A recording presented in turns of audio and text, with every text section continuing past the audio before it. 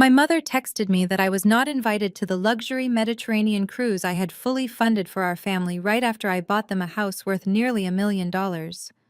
So I sold the house while they were sailing across the ocean. You will not believe what happened when they returned. Before I continue this story, let me know where you are watching from in the comments below.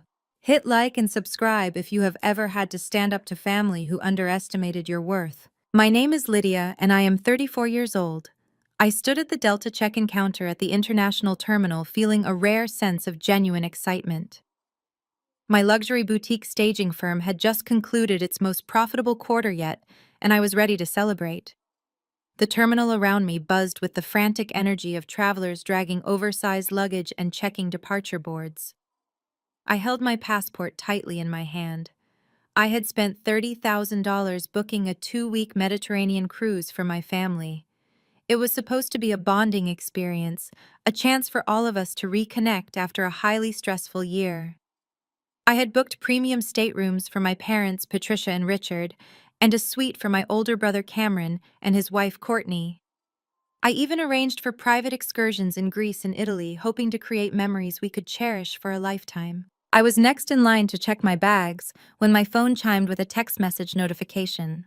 I pulled it from my pocket, expecting a message from my mother asking where we should meet near the gate. Instead, the text from Patricia read, "You are not coming. Dad wants just family. We gave your ticket to Courtney's sister." I stared at the glowing screen, trying to process the words. My brain simply refused to compute the sheer cruelty of the message. Just family. I was her daughter. I was the one who had carefully planned the entire itinerary over the past 6 months. I was the one who had paid for every single aspect of this luxury vacation. How could I suddenly not be family? The absolute audacity of giving my premium ticket to my sister-in-law's sister was staggering. A woman I had met exactly twice was currently preparing to board a ship on my dime while I stood abandoned at the airport.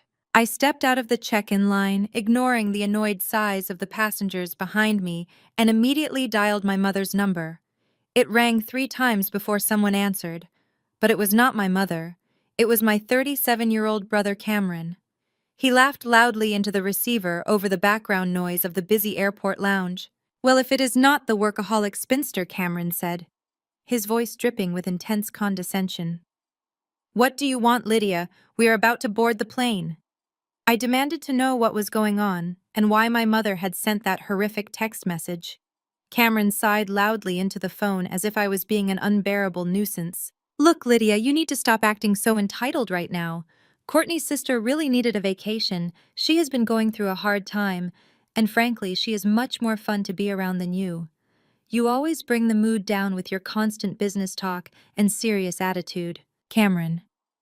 "I paid $30,000 for this trip," I said, my voice shaking with a mixture of disbelief and rising anger. "You cannot just give away a ticket that I purchased with my own hard-earned money to a stranger." Cameron scoffed loudly. "Your hard-earned money? Please, you just decorate houses for rich people. It is not like you have a real job that contributes anything meaningful to society. I am launching a massive cryptocurrency firm next month, and I need this trip to decompress before the big launch. You know how stressful the startup world is. You should be supporting my mental health instead of throwing a massive tantrum at the check-in counter." I could barely comprehend his deep delusion. Cameron was a perpetual failure who constantly called himself an entrepreneur but had never actually built a successful company in his entire life. Every single venture he touched went bankrupt within a year. And now he was lecturing me about hard work while standing in a VIP lounge that I had paid for. Before I could respond to his absurd claims, I heard scuffling on the other end of the line. My mother Patricia snatched the phone from him. Her tone was sharp and completely devoid of any maternal warmth. "Lydia, you need to calm down and stop making a scene," Patricia snapped. "You have plenty of money. You can go to Europe anytime you want. Your brother desperately needs this relaxation. He has been under so much extreme pressure lately trying to build his legacy." "Mom, you told me I was not family," I said, my voice dropping to a harsh whisper. "You took my ticket and gave it to a complete stranger." "Do not twist my words," Patricia replied smoothly, instantly deploying her favorite gaslighting tactic. Your father and I just wanted a peaceful family vacation without you constantly reminding us how much everything costs. You are always so terribly selfish, always trying to ruin your brother's happiness. Selfish.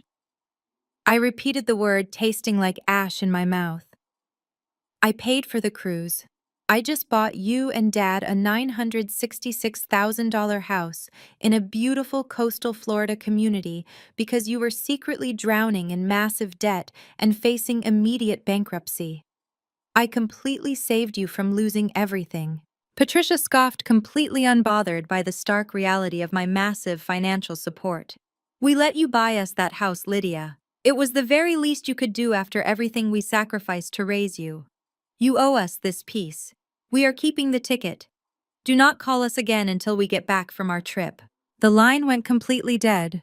I lowered the phone slowly. I stood in the middle of the bustling terminal holding my luggage handle. I did not cry. I did not scream. I did not beg them to let me come. The lifetime of constantly trying to buy their love, of hoping that my financial support would finally earn me a secure place in their hearts, vanished in a single instant. A cold and absolute clarity washed over me.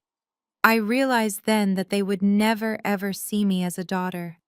I was just a convenient ATM to them, a bottomless source of funding for their beloved golden child, Cameron. As I watched the families around me hugging and laughing, the stark contrast between their joy and my isolation became agonizingly clear. I had spent weeks picking out the perfect shore excursions, researching the best local restaurants in Florence, and carefully coordinating our travel schedules. I had even purchased matching luggage tags, a silly gesture that now felt deeply humiliating. All that effort, all that meticulous planning meant absolutely nothing to them. They had effortlessly discarded me the moment they secured the financial benefits of the trip. The realization settled heavy in my chest, replacing the initial shock with a burning, righteous indignation. I was not just a neglected daughter. I was a fully functioning adult who had allowed herself to be financially exploited under the guise of family loyalty. That realization was a bitter pill to swallow, but it was also the exact medicine I needed to finally wake up. I turned my luggage cart around and walked away from the Delta counter. I found a quiet table at a terminal cafe overlooking the busy tarmac. I ordered a black coffee, sat down, and opened my laptop. No worries. I texted back to the family group chat. Have a great trip. Then I securely logged into the cruise line portal. My corporate credit card was linked to every single stateroom on their reservation. They were expecting to enjoy 2 entire weeks of unlimited luxury on my dime.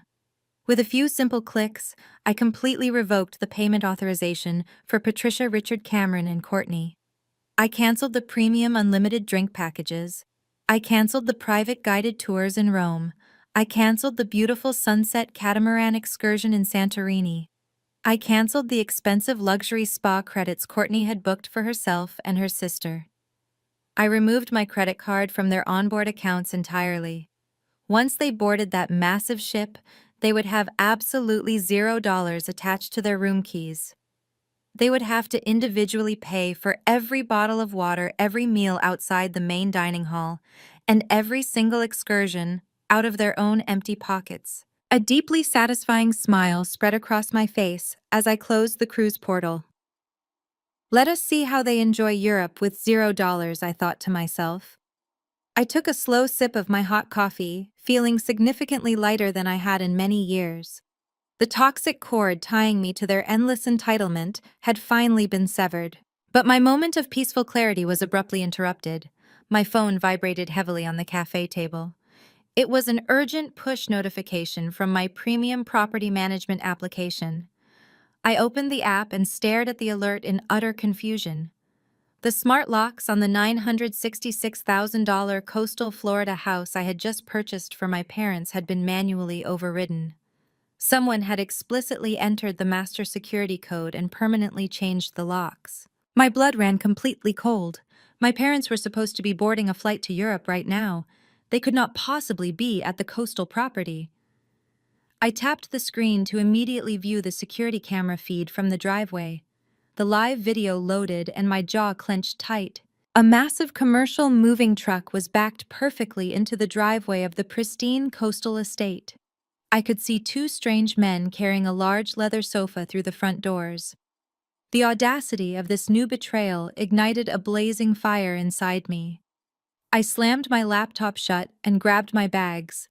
I was no longer going to play the role of the victim. It was time for absolute justice. The drive from the airport took less than 40 minutes, but my hands gripped the steering wheel so tightly my knuckles turned completely white. The bright Florida sun beat down heavily on the windshield as I pulled through the security gates of the exclusive 55-plus coastal community. The neighborhood was exceptionally quiet this time of day, mostly filled with retirees driving golf carts and tending to their pristine flower beds. I turned onto the palm-lined cul-de-sac, fully expecting to find an empty driveway. Instead, a massive commercial moving truck blocked the entire entrance. Its heavy diesel engine idled loudly, disrupting the peaceful silence of the street. A crew of sweaty men in matching gray uniforms hauled heavy cardboard boxes and unwieldy furniture up the expensive paver walkway. I slammed my car into park right behind the massive truck and marched straight toward the custom glass front doors. The smart lock panel on the front door was entirely dark.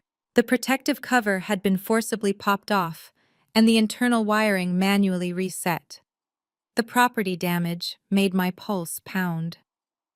I had personally paid a premium to have that high-end security system installed just to ensure my parents felt safe and comfortable in their new retirement home. To see it destroyed so casually was a physical blow that momentarily stunned me. I took a deep breath, pushed the heavy doors open, and stepped inside. I walked through the open double doors and immediately stopped in my tracks. Courtney stood squarely in the middle of the grand foyer, holding a clipboard in one hand and a venti iced coffee in the other. My older brother Cameron had married her 5 years ago, and she possessed the exact same brand of unearned arrogance and deep delusion that he did. She pointed a manicured finger toward the master suite, barking orders at the crew like a dictator. "Be careful with that leather sectional," she yelled at two exhausted movers struggling under the weight of a massive, ugly brown couch. "It goes right against the far wall by the bay windows. Do not scuff the hardwood floors." "Courtney," I said, my voice echoing sharply against the high ceilings of the foyer. "What exactly is going on here?" Courtney spun around. Her eyes widened for a fraction of a second before her face twisted into a smug, self-satisfied grin. She took a slow, deliberate sip of her iced coffee, looking me up and down with absolute disdain.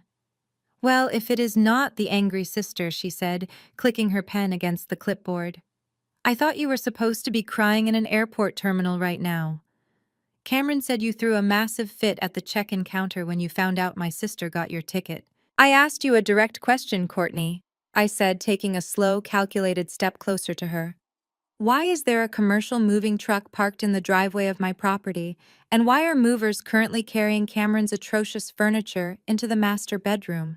Courtney laughed, a harsh, grating sound that echoed loudly off the walls. "Your property? That is hilarious, Lydia. Really funny." She casually flipped to the second page on her clipboard and ripped off a crumpled piece of paper. She held it out to me like she was handing a parking ticket to a stranger. "Patricia did not text you before their flight took off. She and Richard signed the deed over to Cameron yesterday morning before they left for Europe. It is our house now. Mom said you can come by next week to pick up your staging furniture. We do not need your cold minimalist aesthetic in our new family home. We are bringing in our own interior decorator tomorrow." I took the crumpled paper from her hand. It was a standard fill in the blank legal template clearly printed from a free online website. At the very top, someone had hastily scribbled "Quitclaim Deed" in bright blue ink. Below that, my mother and father had signed their names, supposedly transferring full ownership of the luxury property to my brother Cameron. There was no official notary stamp anywhere on the page. There was no raised county seal. There was nothing connecting this garbage paper to any legitimate real estate transaction. My parents had actually believed they could simply gift a nearly $1 million house to my brother just because they felt completely entitled to the wealth I had built from the ground up. They assumed that because I handed them the keys to save them from their mounting credit card debt, They owned the very ground the property stood on. They viewed my money as family money, and my assets as theirs to distribute to the golden child.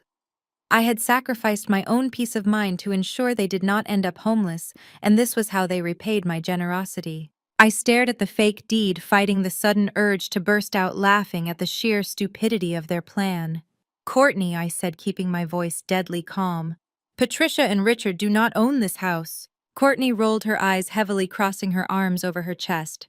"Oh, stop being so bitter, Lydia. Mom and Dad bought this place for their retirement. They just decided that Cameron needed it more than they did, since he is actually trying to build a lasting legacy for this family. You have plenty of money. You do not need to be so greedy and selfish all the time." I took a deep breath, letting the absolute absurdity of her statement wash over me. "I bought this house, Courtney," I explained slowly and clearly, as if speaking to a small child. "I paid $966,000 in pure cash for this property, exactly 89 days ago. I did not put it in Patricia or Richard's name. I purchased this coastal estate under a blind limited liability company strictly for tax purposes. My name is the only name on the corporate operating agreement. The property taxes, the utility bills, and the homeowners association fees are all paid directly from my business accounts." Courtney's smug smile faltered just a fraction. "You are lying. Mom showed us the paperwork. They signed the contract right in front of us." "They signed a standard residential lease agreement," I corrected her, my voice dropping an octave. "I allowed them to live here rent-free because the bank was about to foreclose on their condo in Connecticut. They are tenants, Courtney, nothing more. You cannot sign over a deed to a property you merely rent.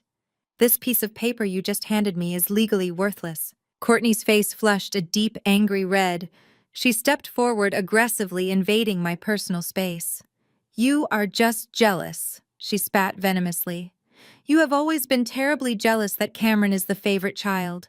You cannot stand that he is finally going to be more successful than you. You think you can just control everyone with your money, but Cameron is 10 steps ahead of you." I looked at her, genuinely curious about the depths of their shared delusion. 10 steps ahead. By attempting to steal a house he does not own. Courtney sneered, leaning in close. "By securing our financial future, no thanks to you. Cameron is already taking out a $500,000 home equity line of credit against this property while he is on the cruise. He signed the electronic bank documents this morning, using the deed transfer Mom gave us. He is finally launching his new cryptocurrency firm. We are going to be wealthy, and you are going to be stuck staging houses for other people." The air in the grand foyer suddenly felt completely still. My eyes locked onto Courtney's face. I processed her arrogant words with a cold, terrifying clarity. My brother was notoriously bad with money, but I never expected him to cross the line into outright criminality. Cameron applied for a $500,000 loan against this property. I asked, my tone dangerously quietly. "Yes," Courtney bragged, lifting her chin triumphantly. "The funds clear on Monday morning, so you can take your fake LLC story and shove it, Lydia. The bank accepted the deed transfer. We own this house now. I want you off my property before I call the police for trespassing."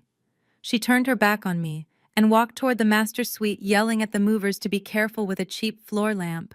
She had absolutely no idea what she had just confessed to doing. Cameron had not just acted entitled.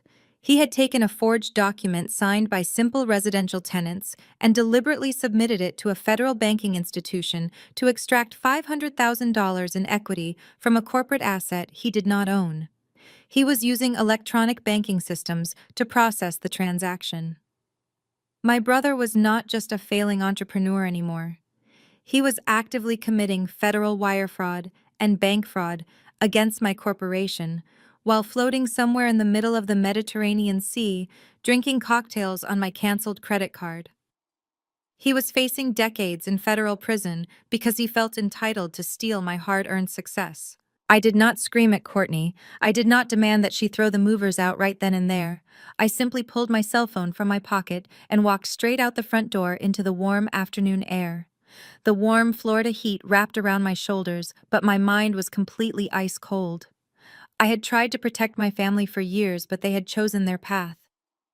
I stood on the manicured front lawn listening to the loud crash of furniture being moved inside my home. The sound no longer bothered me. It was simply the noise of a trap snapping shut on their greed. I dialed the direct number for Silas, my corporate real estate attorney. He answered on the second ring. "Silas," I said, staring at the massive moving truck idling in my driveway. "Call the commercial real estate broker immediately. It is now time to sell the coastal property today. Put the listing up within the hour and tell them we are only accepting pure cash offers for an immediate close." They wanted to play games with my property, but they are about to learn that the house always wins. I walked right back through the heavy custom glass doors of the house, letting them swing shut behind me with a solid thud. The two movers were halfway across the expansive grand foyer, sweating profusely under the immense weight of Cameron's ugly brown leather sectional. The couch was an absolute monstrosity, complete with built-in plastic cup holders and cheap reclining mechanisms that clanked loudly with every step they took. It looked utterly ridiculous against the pristine white marble flooring and the elegant coastal aesthetic I had meticulously designed. I raised my voice so it carried clearly and sharply over the echoing space. "Put the furniture down right now!" I instructed the men, my tone leaving absolutely zero room for negotiation. "If you take one more step into this house, you will be actively participating in a felony home invasion. I am the sole legal owner of this property, and I am officially ordering you to stop." The two men froze instantly. They looked from me to Courtney, completely unsure of who held actual authority in this bizarre situation. The taller mover, a burly guy with a worn baseball cap, carefully lowered his end of the heavy couch to the floor. He wiped his dripping brow with the back of his hand and muttered that his crew did not want any legal trouble. He signaled to his partner, and they both stepped away from the sectional, retreating toward the open front doors. Courtney let out a shrill, piercing shriek of pure indignation. She marched up to the tall mover and demanded he pick the sofa back up immediately. She screamed that she was paying them by the hour and that they needed to follow her strict orders. When the man refused, shaking his head and backing further down the driveway, Courtney completely lost whatever little composure she had left. Her face contorted into a mask of pure fury. She dug frantically into her oversized designer purse, pulled out her smartphone, and jabbed her perfectly manicured fingers against the glass screen.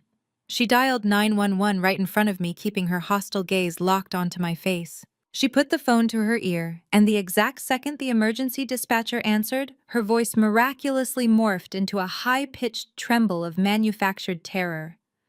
She launched into a performance worthy of a daytime soap opera. She told the operator that her unhinged and deeply jealous sister-in-law had just broken into her brand-new coastal property. She claimed I was violently trespassing, screaming at the top of my lungs, and physically threatening the moving crew. She faked a terrified sob, begging the dispatcher to send police officers immediately because she felt incredibly unsafe and feared for her life in her very own home. After she hung up the phone, Courtney crossed her arms tightly over her chest and glared at me with absolute triumph. She thought she had won the ultimate victory. She truly believed that the local police arriving would somehow validate her entirely fabricated reality and force me out of the house.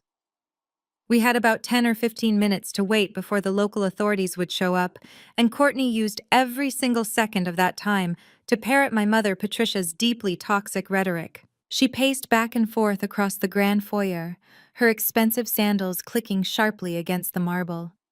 She launched into a vicious, unyielding tirade meant to break my spirit and force me into submission. "You are so intensely bitter, Lydia," she spat out, gesturing wildly with her hands. "You are just furious because Cameron is the one actually carrying on the family legacy. Mom warned us you would do something exactly like this. She said you would try to ruin his big moment just because you are miserable and alone in your sad little corporate life." Courtney stepped closer, jabbing her finger aggressively in my direction. "You have always been jealous of us. Look at what you tried to do at our wedding. You tried to completely ruin the happiest day of our lives by refusing to pay for the open bar.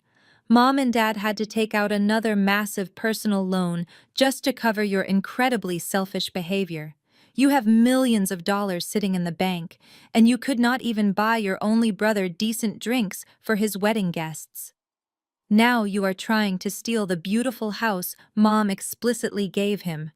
You are sick, Lydia. You need serious psychiatric help. I stood there listening to her, completely unbothered by her venomous accusations. 4 years ago, when they got married, Cameron and Courtney had demanded I write a check for $40,000 to cover their extravagant reception.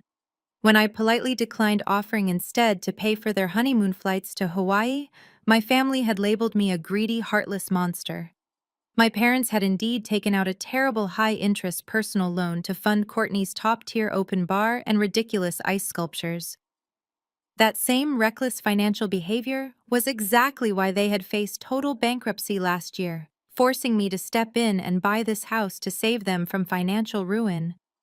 The sheer irony of Courtney standing in the foyer of the house I bought, claiming I was the one destroying the family legacy, was almost poetic in its absurdity. I did not argue with her. Arguing with Courtney was like trying to reason with a brick wall. It was a complete waste of breath and energy. I simply walked past her, ignoring her continuing shrieks, and headed over to the kitchen island. I pulled out one of the tall, sleek bar stools and sat down calmly. I took my phone out of my pocket and opened my secure messaging application. I had already set the cash sale of the house in motion with my commercial broker, but I needed my corporate real estate attorney, Donovan, to handle the immediate local trespassing issue happening right in front of me. I quickly texted Donovan requesting the immediate electronic delivery of the complete legal file for the coastal property. I typed out a concise message explaining that my brother was attempting to commit mortgage fraud using a forged quitclaim deed and that the police were currently en route to the house. I asked Donovan to send the official state-registered articles of incorporation for the Blind Limited Liability Company and the original signed residential lease agreement. Purchasing this estate under a blind LLC had been the smartest business decision I had ever made. I originally did it for strict tax purposes and to shield my personal assets from any potential liability. Because it was a blind trust, my parents never saw my personal name on any of the closing documents. They only interacted with the property management firm I had hired to act as the intermediary. My parents never owned a single brick, a single window, or a single blade of grass on this property. They had merely signed a standard residential lease agreement, which allowed them to live here rent-free. In their boundless arrogance and entitlement, they had simply assumed the dense legal paperwork they signed was a deed transferring ownership to them because they felt entirely entitled to my wealth. Donovan was incredibly efficient. Within 3 minutes, my phone chimed with a secure email notification. I opened the encrypted files and downloaded the watermarked PDFs directly to my device. I had the state-certified articles of incorporation, proving beyond a shadow of a doubt that I was the sole managing member and exclusive owner of the LLC that held the title to the house. I had the certified bank records showing the massive wire transfer for the cash purchase of the property. And most importantly, I had the heavily detailed 50-page lease agreement explicitly signed by both Patricia and Richard, acknowledging they were simply renting the property under my strict corporate terms. The lease strictly forbade them from subletting, assigning the lease, or transferring residency to anyone else. My legal arsenal was fully loaded, organized, and ready to be deployed. I sat quietly at the kitchen counter, casually scrolling through the digital documents, while Courtney continued her unhinged rant in the background. She was loudly boasting to the movers, who were still awkwardly standing in the driveway, about the luxury vehicles they were going to lease once Cameron's home equity line of credit officially cleared the bank. She talked about hiring a celebrity interior designer to completely gut the master bathroom because the expensive imported Italian marble I had chosen was apparently too depressing for her vibrant personality. I let her talk. I let her dig the hole as deep as possible. Every word out of her mouth only confirmed the absolute delusion my family operated under. The distinct wail of police sirens finally cut through the quiet peace of the suburban neighborhood. The sound grew louder and louder, bouncing off the manicured houses until it abruptly stopped right outside the front doors. I looked through the large front bay windows and saw two local police cruisers pull up hard against the curb, deliberately blocking the commercial moving truck from leaving. Red and blue lights flashed brightly, reflecting off the pristine glass of the front entrance and drawing the attention of several curious neighbors who began peeking out of their front doors. Courtney let out a loud, dramatic gasp the moment she saw the flashing lights. She instantly snapped back into her fragile victim persona. She forced real tears to well up in her eyes, her face crumpling into an expression of profound distress and terror. She snatched the forged, unnotarized piece of paper off the kitchen counter and clutched it tightly to her chest like a protective shield. She sprinted toward the front doors, throwing them wide open and running straight toward the approaching officers. She pointed a shaking, manicured finger back at the house, crocodile tears streaming rapidly down her face. She sobbed hysterically, waving the completely fake deed wildly in the air and screaming at the top of her lungs, demanding that the officers place me in handcuffs immediately and drag me off her property. The two local police cruisers skidded to a halt at the edge of the driveway, their tires biting harshly into the pavement. Flashing red and blue lights washed over the pristine landscaping, instantly shattering the quiet tranquility of the upscale retirement community. Doors opened, and heavy boots hit the ground as two uniformed officers approached the house. Courtney did not waste a single second. She practically launched herself off the front porch and sprinted toward the lead officer. She forced a frantic, hysterical sob from her throat, perfectly playing the role of the terrified, victimized homeowner. She thrust the crumpled, unnotarized piece of paper directly into the lead officer's chest. Tears streamed rapidly down her face, completely ruining her expensive makeup. She pointed a shaking, manicured finger back at me as I stood calmly on the front steps. She screamed to the officers that her deeply unhinged, violently jealous sister-in-law had just broken into her brand-new coastal property. She claimed I was trespassing, verbally assaulting her and physically threatening the moving crew who were just trying to do their jobs. She demanded that they place me in handcuffs immediately and drag me off her lawn. The lead officer, a tall man with a stern, weather-beaten face, held up a firm hand to stop her frantic screaming. He took the crumpled piece of paper from her shaking hands and stepped back to examine it. He pulled a penlight from his tactical vest and shined it over the document. He flipped the paper over once, then twice, his brow furrowing in deep concentration. He was actively looking for a raised county seal, a legitimate notary stamp, or any official municipal tracking number. He found absolutely nothing. It was just a standard template printed from a free legal website, completely devoid of any binding authority. The officer looked back at Courtney, his expression rapidly shifting from professional concern to intense, hardened skepticism. I walked slowly down the front steps, my posture straight and my expression completely neutral. I did not raise my voice, and I certainly did not shed a single tear. I held my digital tablet out to the second officer who had stepped up to flank his partner. I introduced myself clearly and concisely, stating my full legal name. I informed the officers that I was the sole legal owner of the property and that the woman crying hysterically on the driveway was currently attempting to illegally occupy a corporate asset using a forged document. I tapped the screen of my tablet, opening the encrypted legal file my corporate attorney Donovan had just delivered. I handed the tablet to the lead officer. I presented the official state-certified articles of incorporation for the Blind Limited Liability Company. The digital documents featured secure watermarks and official government timestamps.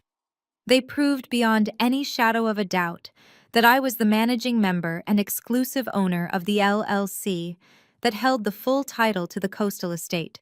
I then pulled up the original residential lease agreement.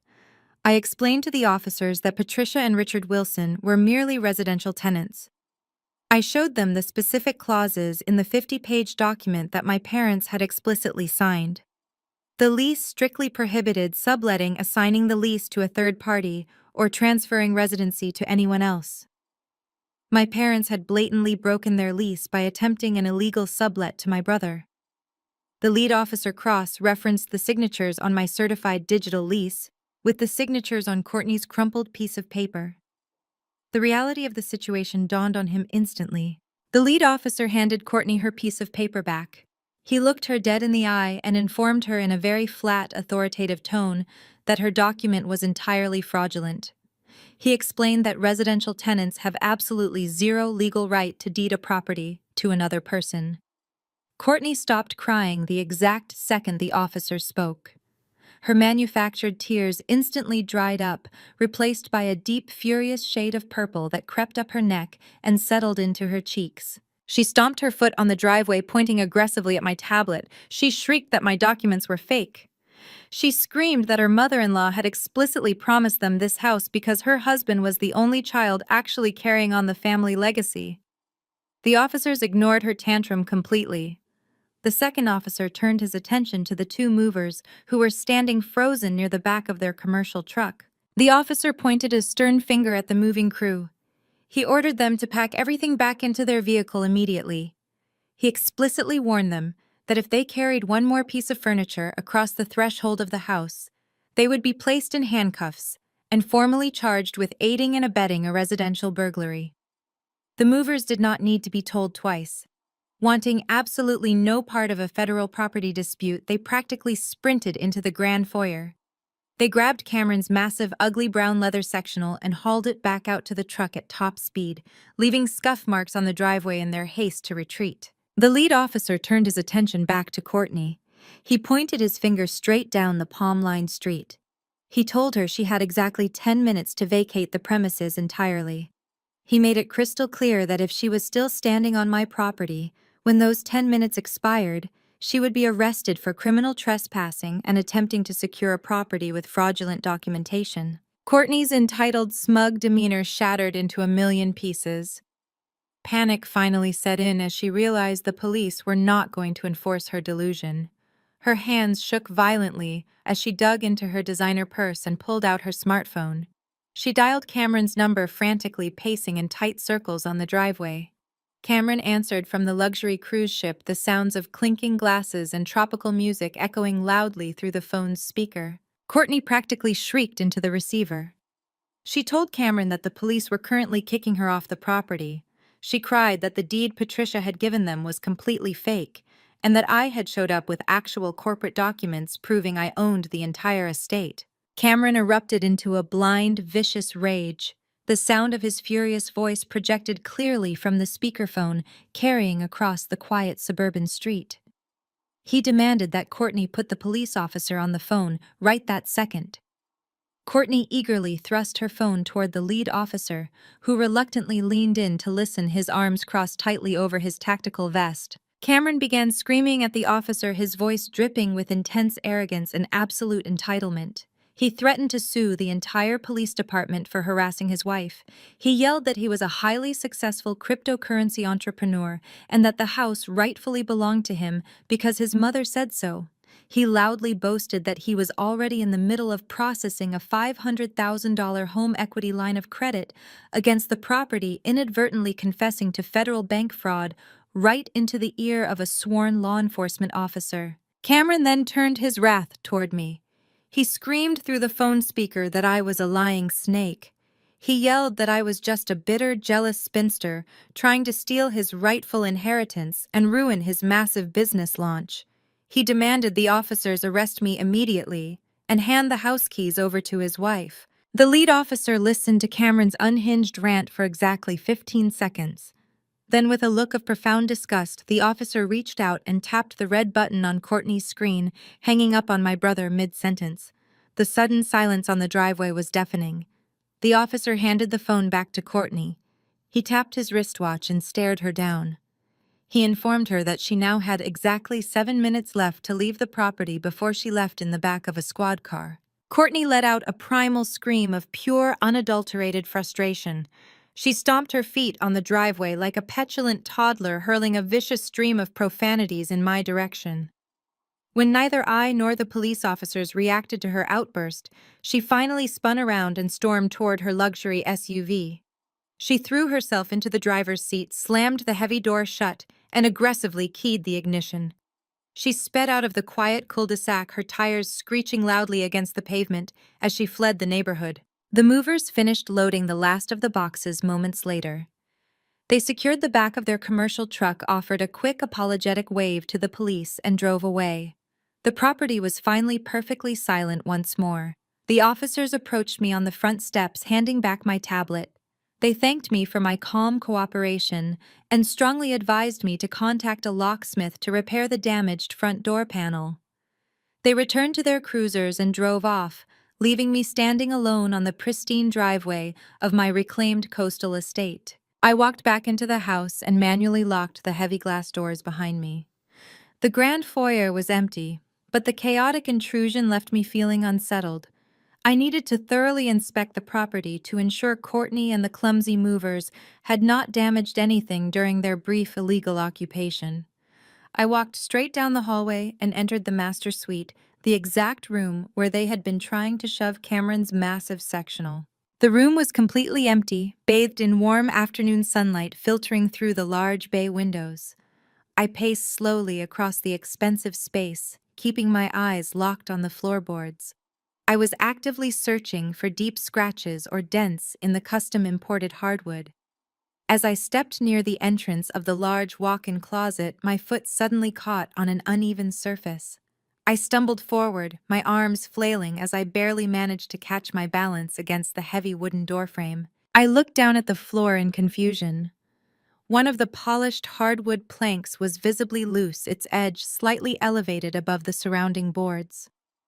I knelt down on the floor and wedged my fingers under the edge of the wood. I pulled upward and the plank lifted away with surprising ease, revealing a dark, intentionally hollowed-out space between the heavy floor joists. I stared into the dark cavity, my pulse quickening. Nestled deep inside the hidden compartment was a heavy metal lockbox. It was a rugged, fireproof security safe, completely covered in a fine layer of dust. It featured a complex mechanical combination dial on the front panel. Attached to the lid was a small, tarnished brass plaque securely riveted to the metal. Engraved deeply into the brass were my father's initials, Richard Wilson. I knelt on the bare hardwood floor and pulled the heavy metal lockbox out from the dark cavity between the joists.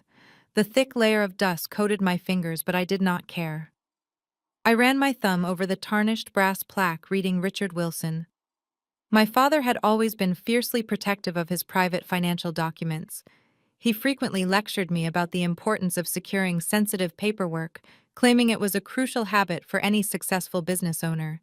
Seeing his personal safe hidden under the floorboards of the house I bought for him was jarring but not entirely surprising. I sat cross-legged and pulled the heavy box into my lap. The mechanical dial stared back at me, demanding a 4-digit code. My father was a creature of absolute habit. He was deeply predictable in every aspect of his life. I turned the cold metal dial to the numbers of his wedding anniversary. I pressed the latch, but the box remained firmly locked. I tried the year he started his first manufacturing job. Nothing happened. A quiet, bitter realization settled over me. I spun the dial again, entering the 4 digits that dictated the entire dynamic of our family. 0812, August 12th, Cameron's birthday. The heavy internal mechanism clicked loudly in the quiet room. The thick lid popped open. The sheer predictability of his favoritism was almost laughable. Even in his deepest secrets, my father prioritized his golden child above all else. I pushed the heavy lid all the way back, expecting to find a stash of emergency cash or perhaps my grandmother's missing vintage jewelry. My parents had always claimed those heirlooms were lost during a move, but I had long suspected they pawned them to fund one of Cameron's early ventures. Instead of valuables, the safe was packed to the brim with thick manila folders. The paper smelled stale and old, like the damp basement of our childhood home. I pulled out the first folder. It was labeled Personal Taxes in my father's tight, aggressive handwriting. I flipped it open, expecting to see their joint returns. Instead, my own name jumped off the page. Lydia Wilson. I frowned, pulling the thick stack of papers into the afternoon sunlight streaming through the bay windows. These were not simple tax returns. They were comprehensive financial portfolios. I dug deeper into the box, pulling out original bank statements, credit reports, and loan origination documents. The papers were pristine, perfectly preserved in clear plastic sleeves. I opened a thick packet from a major national commercial bank, dated exactly 12 years ago. My eyes scanned the top page, and my heart completely stopped beating. It was a master promissory note for a massive unsecured personal line of credit. The total approved amount was $150,000. The primary borrower listed on the first page was Lydia Wilson. Printed right below my name was my exact social security number, my childhood home address, and a forged signature that vaguely resembled my own handwriting. My hands began to shake violently as I flipped through the rest of the documents. The line of credit had been fully maxed out within exactly 3 weeks of being opened. I stared at the bank transfer receipts, tracking the money as it flowed out of the fraudulent account. The funds were not used for home repairs or medical emergencies. Every single dollar had been systematically wired to a corporate bank account registered to Genesis Tech Holdings. I remembered Genesis Tech Holdings vividly. It was Cameron's very first attempt at becoming a technology mogul. He was 25 years old at the time, convinced he was the next great Silicon Valley visionary. He had rented expensive premium office space, bought luxury corporate vehicles, and completely bankrupted the company within 8 months. My parents had sworn they never gave him a single dime for that ridiculous venture, claiming Cameron had successfully secured private angel investors. The truth was staring me right in the face. My parents were the angel investors, and they had used my stolen identity to fund his entire delusion. A wave of profound, agonizing memory washed over me. I was 22 years old when this loan was taken out. I had just graduated from college, working 80-hour weeks as a junior design assistant, trying to build my staging business from the ground up. I had saved every penny I earned to rent my very first luxury apartment in downtown Boston. I remembered sitting in the leasing office feeling so incredibly proud of myself. The leasing agent had taken my application, run my background check, and then returned to the lobby with a look of deep pity. She handed my application back and told me I was instantly denied. She said my credit score was completely destroyed. She told me I had massive defaulted loans and collections accounts severely damaging my financial profile. I was completely humiliated. I cried the entire train ride back to my parents' house. When I walked through the front door and told them my credit was mysteriously ruined, my mother had actually laughed at me. Patricia had stood in the kitchen sipping her expensive wine and told me I was just financially illiterate. She claimed I probably applied for too many credit cards in college and ruined my own life through sheer stupidity.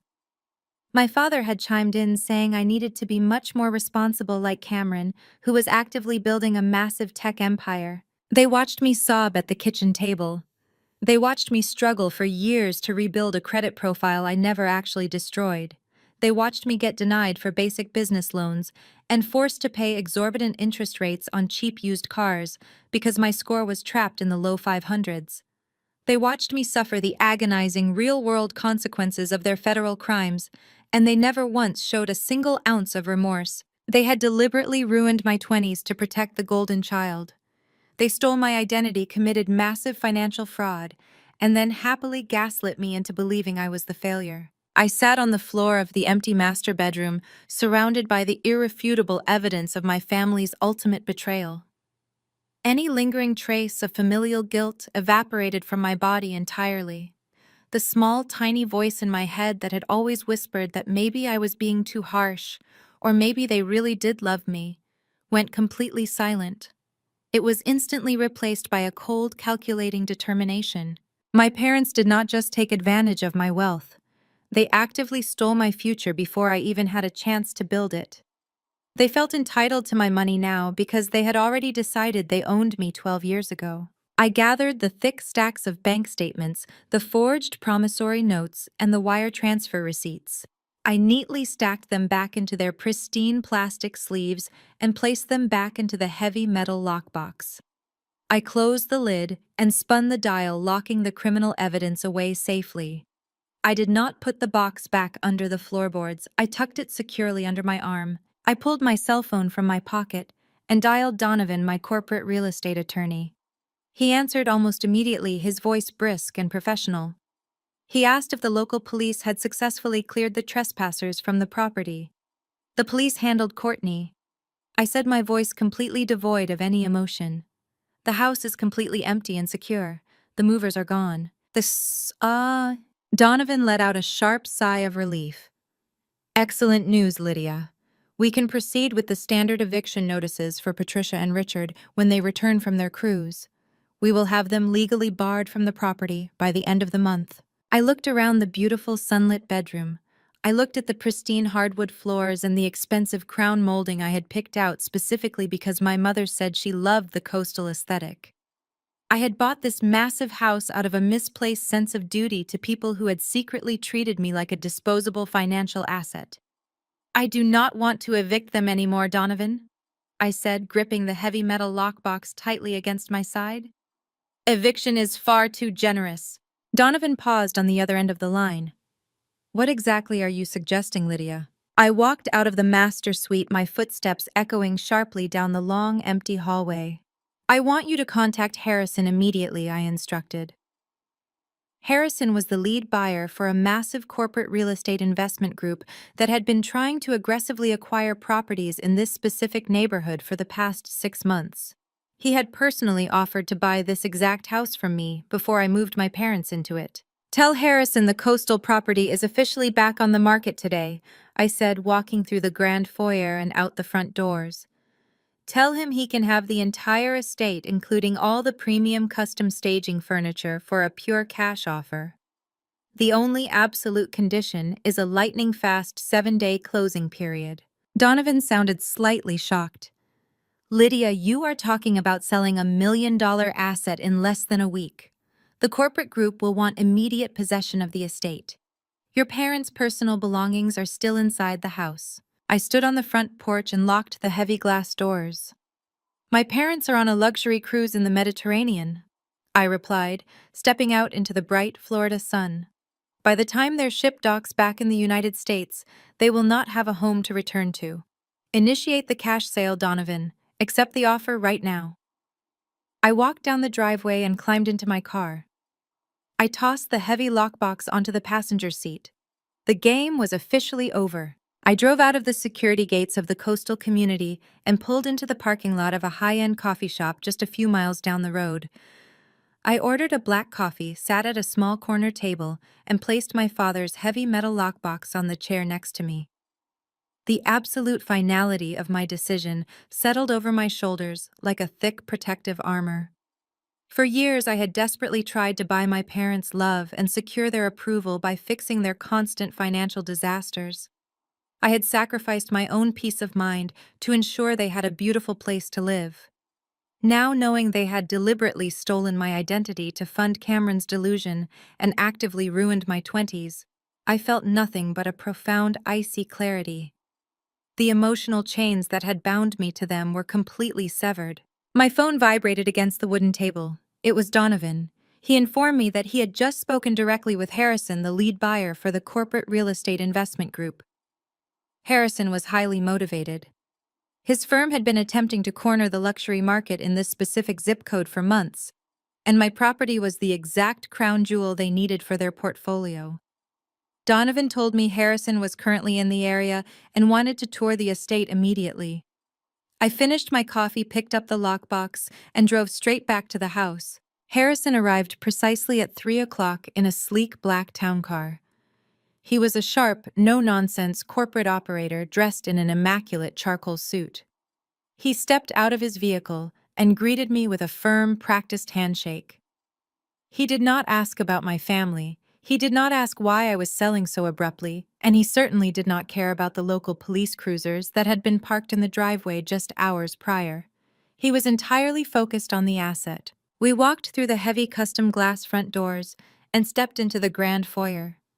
Harrison's keen eyes scanned the high ceilings, the pristine white marble flooring, and the expensive crown molding. He noted the flawless condition of the property and the meticulous coastal aesthetic I had curated. He ran his hand along the imported Italian marble of the kitchen island, completely silent, as he mentally calculated the immense value of the estate. He walked through the expansive living areas, inspected the master suite, where I had uncovered the devastating lockbox, and stepped out onto the back patio to observe the manicured landscaping. The entire walkthrough took less than 20 minutes. Harrison turned to face me in the center of the kitchen, his expression strictly business. He told me the property was flawless and that the high-end staging furniture perfectly complemented the architectural design. He did not want to waste time negotiating back and forth. He looked me dead in the eye and offered $1.3 million in pure liquid cash. It was a massive premium over what I had paid just 89 days ago. The corporate group was willing to overpay simply to acquire the asset and secure their foothold in the neighborhood. I stood in the exact spot where Courtney had shrieked her manufactured outrage and calmly considered the tremendous offer. Harrison stated that the cash funds could be wired directly into my corporate accounts, and the entire transaction could be legally closed within a lightning-fast 7-day period. There was only one strict, non-negotiable condition attached to the premium price tag. Harrison pointed a finger at the master suite hallway. He told me that his firm required immediate, undisputed possession of the property. The house had to be completely devoid of all personal belongings by Friday afternoon. The corporate group planned to bring in their own architectural photographers over the weekend, and they could not have any residential clutter interfering with their commercial timeline. If there was so much as a single toothbrush left in the master bathroom, the entire deal would be instantly voided. I looked at Harrison and extended my hand. I told him we had a deal. Donovan had already emailed the preliminary commercial sales agreement to both of us. Harrison pulled a sleek silver pen from his jacket pocket and slid the printed documents across the smooth marble surface of the kitchen island. I signed my name with sharp, decisive strokes, completely signing away the property that my parents believed they rightfully owned. The crisp sound of the pen scratching against the paper was the sound of a heavy steel door slamming shut on my family's unearned luxury. I did not waste a single second after Harrison drove away. With the Friday deadline looming, I immediately contacted a premium rapid response, packing, and junk removal service based out of downtown Boston. I paid a massive premium to have a 12-person crew dispatched to the coastal estate that very same evening. I sat on the bar stool in the kitchen drinking bottled water and orchestrating the total dismantling of my parents' lavish lifestyle. The packing crew arrived in 3 large unmarked vans. They were efficient professional and asked absolutely no questions about why they were rapidly emptying a $1 million home at 6 o'clock in the evening. I stood in the hallway and directed them to pack every single item belonging to Patricia and Richard.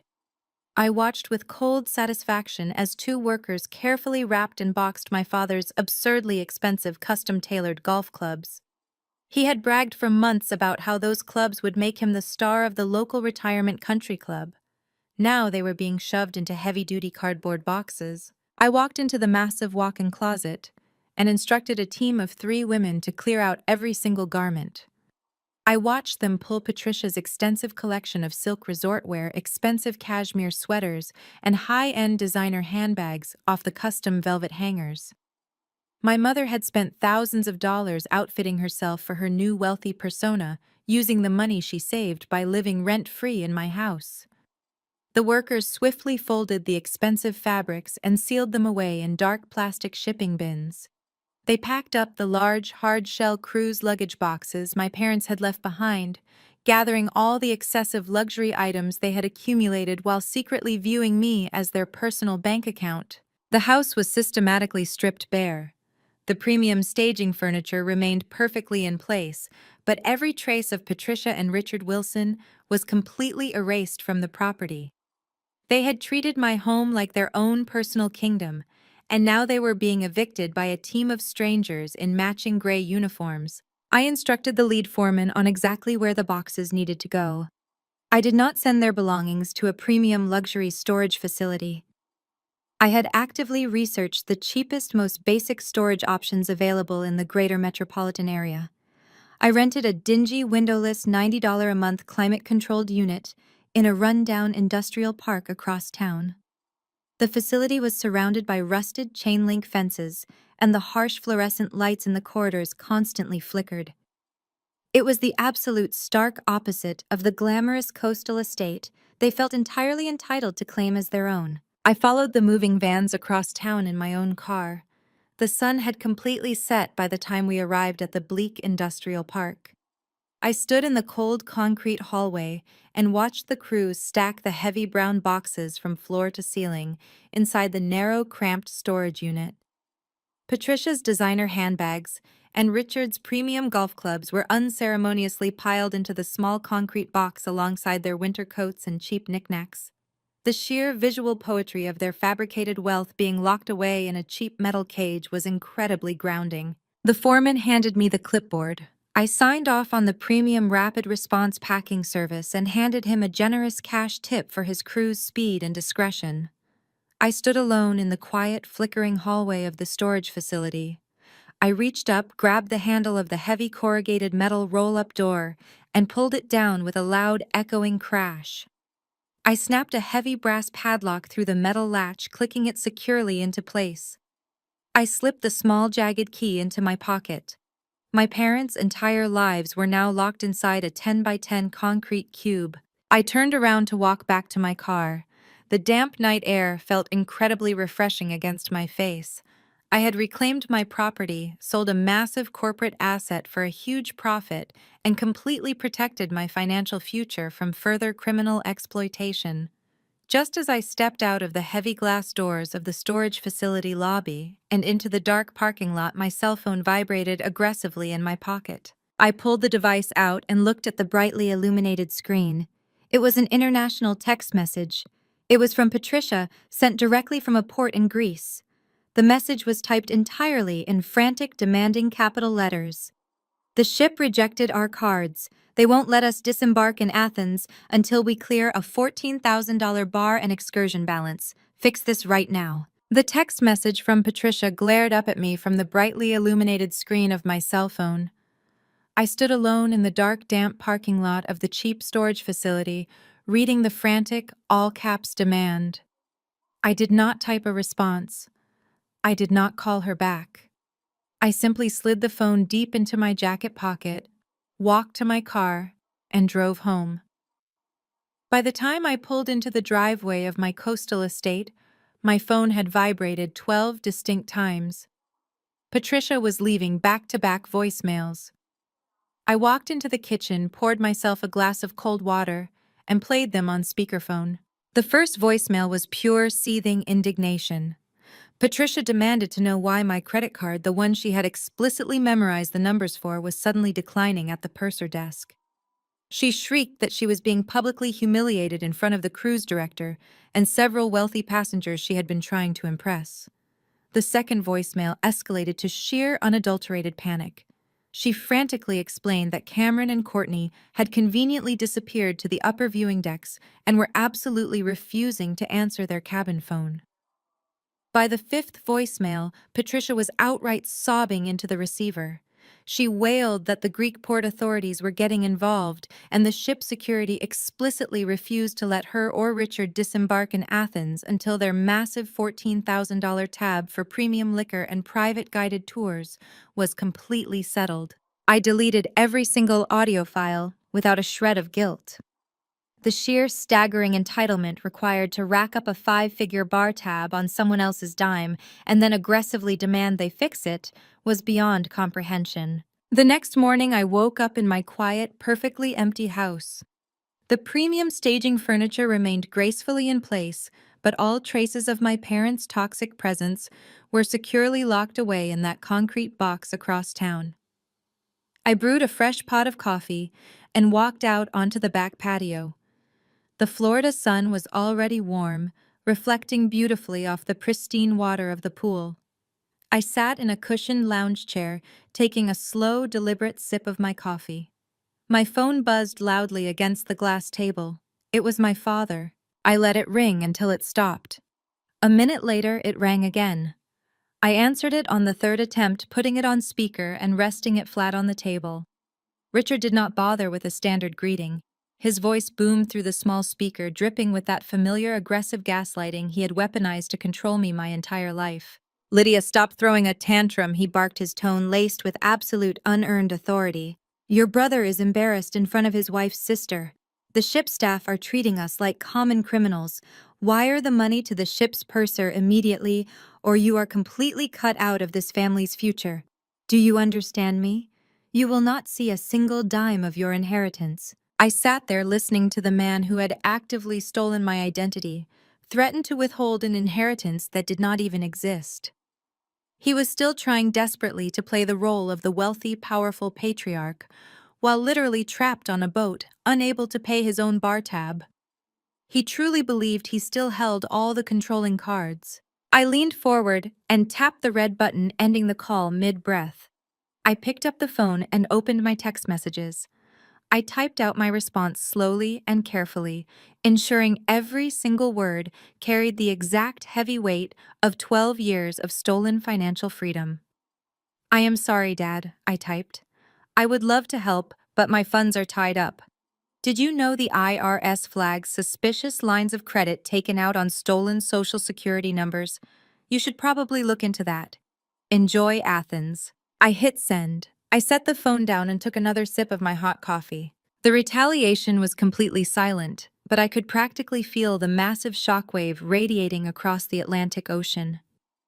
I imagined Richard staring at his glowing screen, reading those exact precise words. I imagined the blood rapidly draining from his face as he realized his ultimate secret, the one he thought he had buried securely under the floorboards of my master bedroom, was entirely exposed. He knew exactly what that text meant. He knew I had found the lockbox. He knew I possessed the promissory notes, the forged signatures, and the highly detailed bank transfers. He knew his entire fabricated life of luxury was built on federal fraud, and I held all the undeniable receipts. For 3 straight hours there was absolute silence from the Mediterranean. No more ringing calls, no more demanding text messages, no more hysterical sobbing voicemails from Patricia. The deafening quiet was the most satisfying sound I had ever experienced in my entire life. Then, right as I was walking back into the kitchen to rinse my coffee mug, my phone lit up again.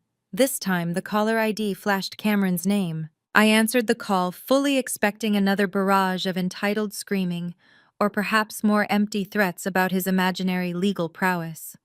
Instead, the voice that came through the speaker was shaking with actual, raw, unfiltered panic.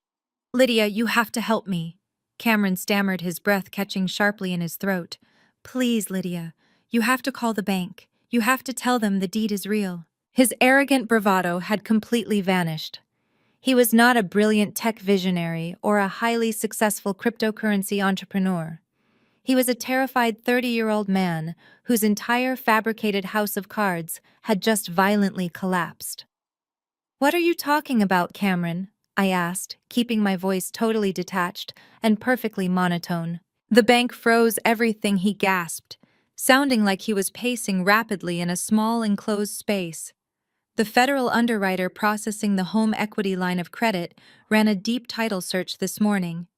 They flagged the quitclaim deed Mom gave me. They said the notary seal was missing and the property was officially owned by a corporate entity. They froze my entire account, Lydia. Every single checking and savings account is locked down under heavy suspicion of bank fraud. I have zero access to any money. Courtney is crying in the cabin.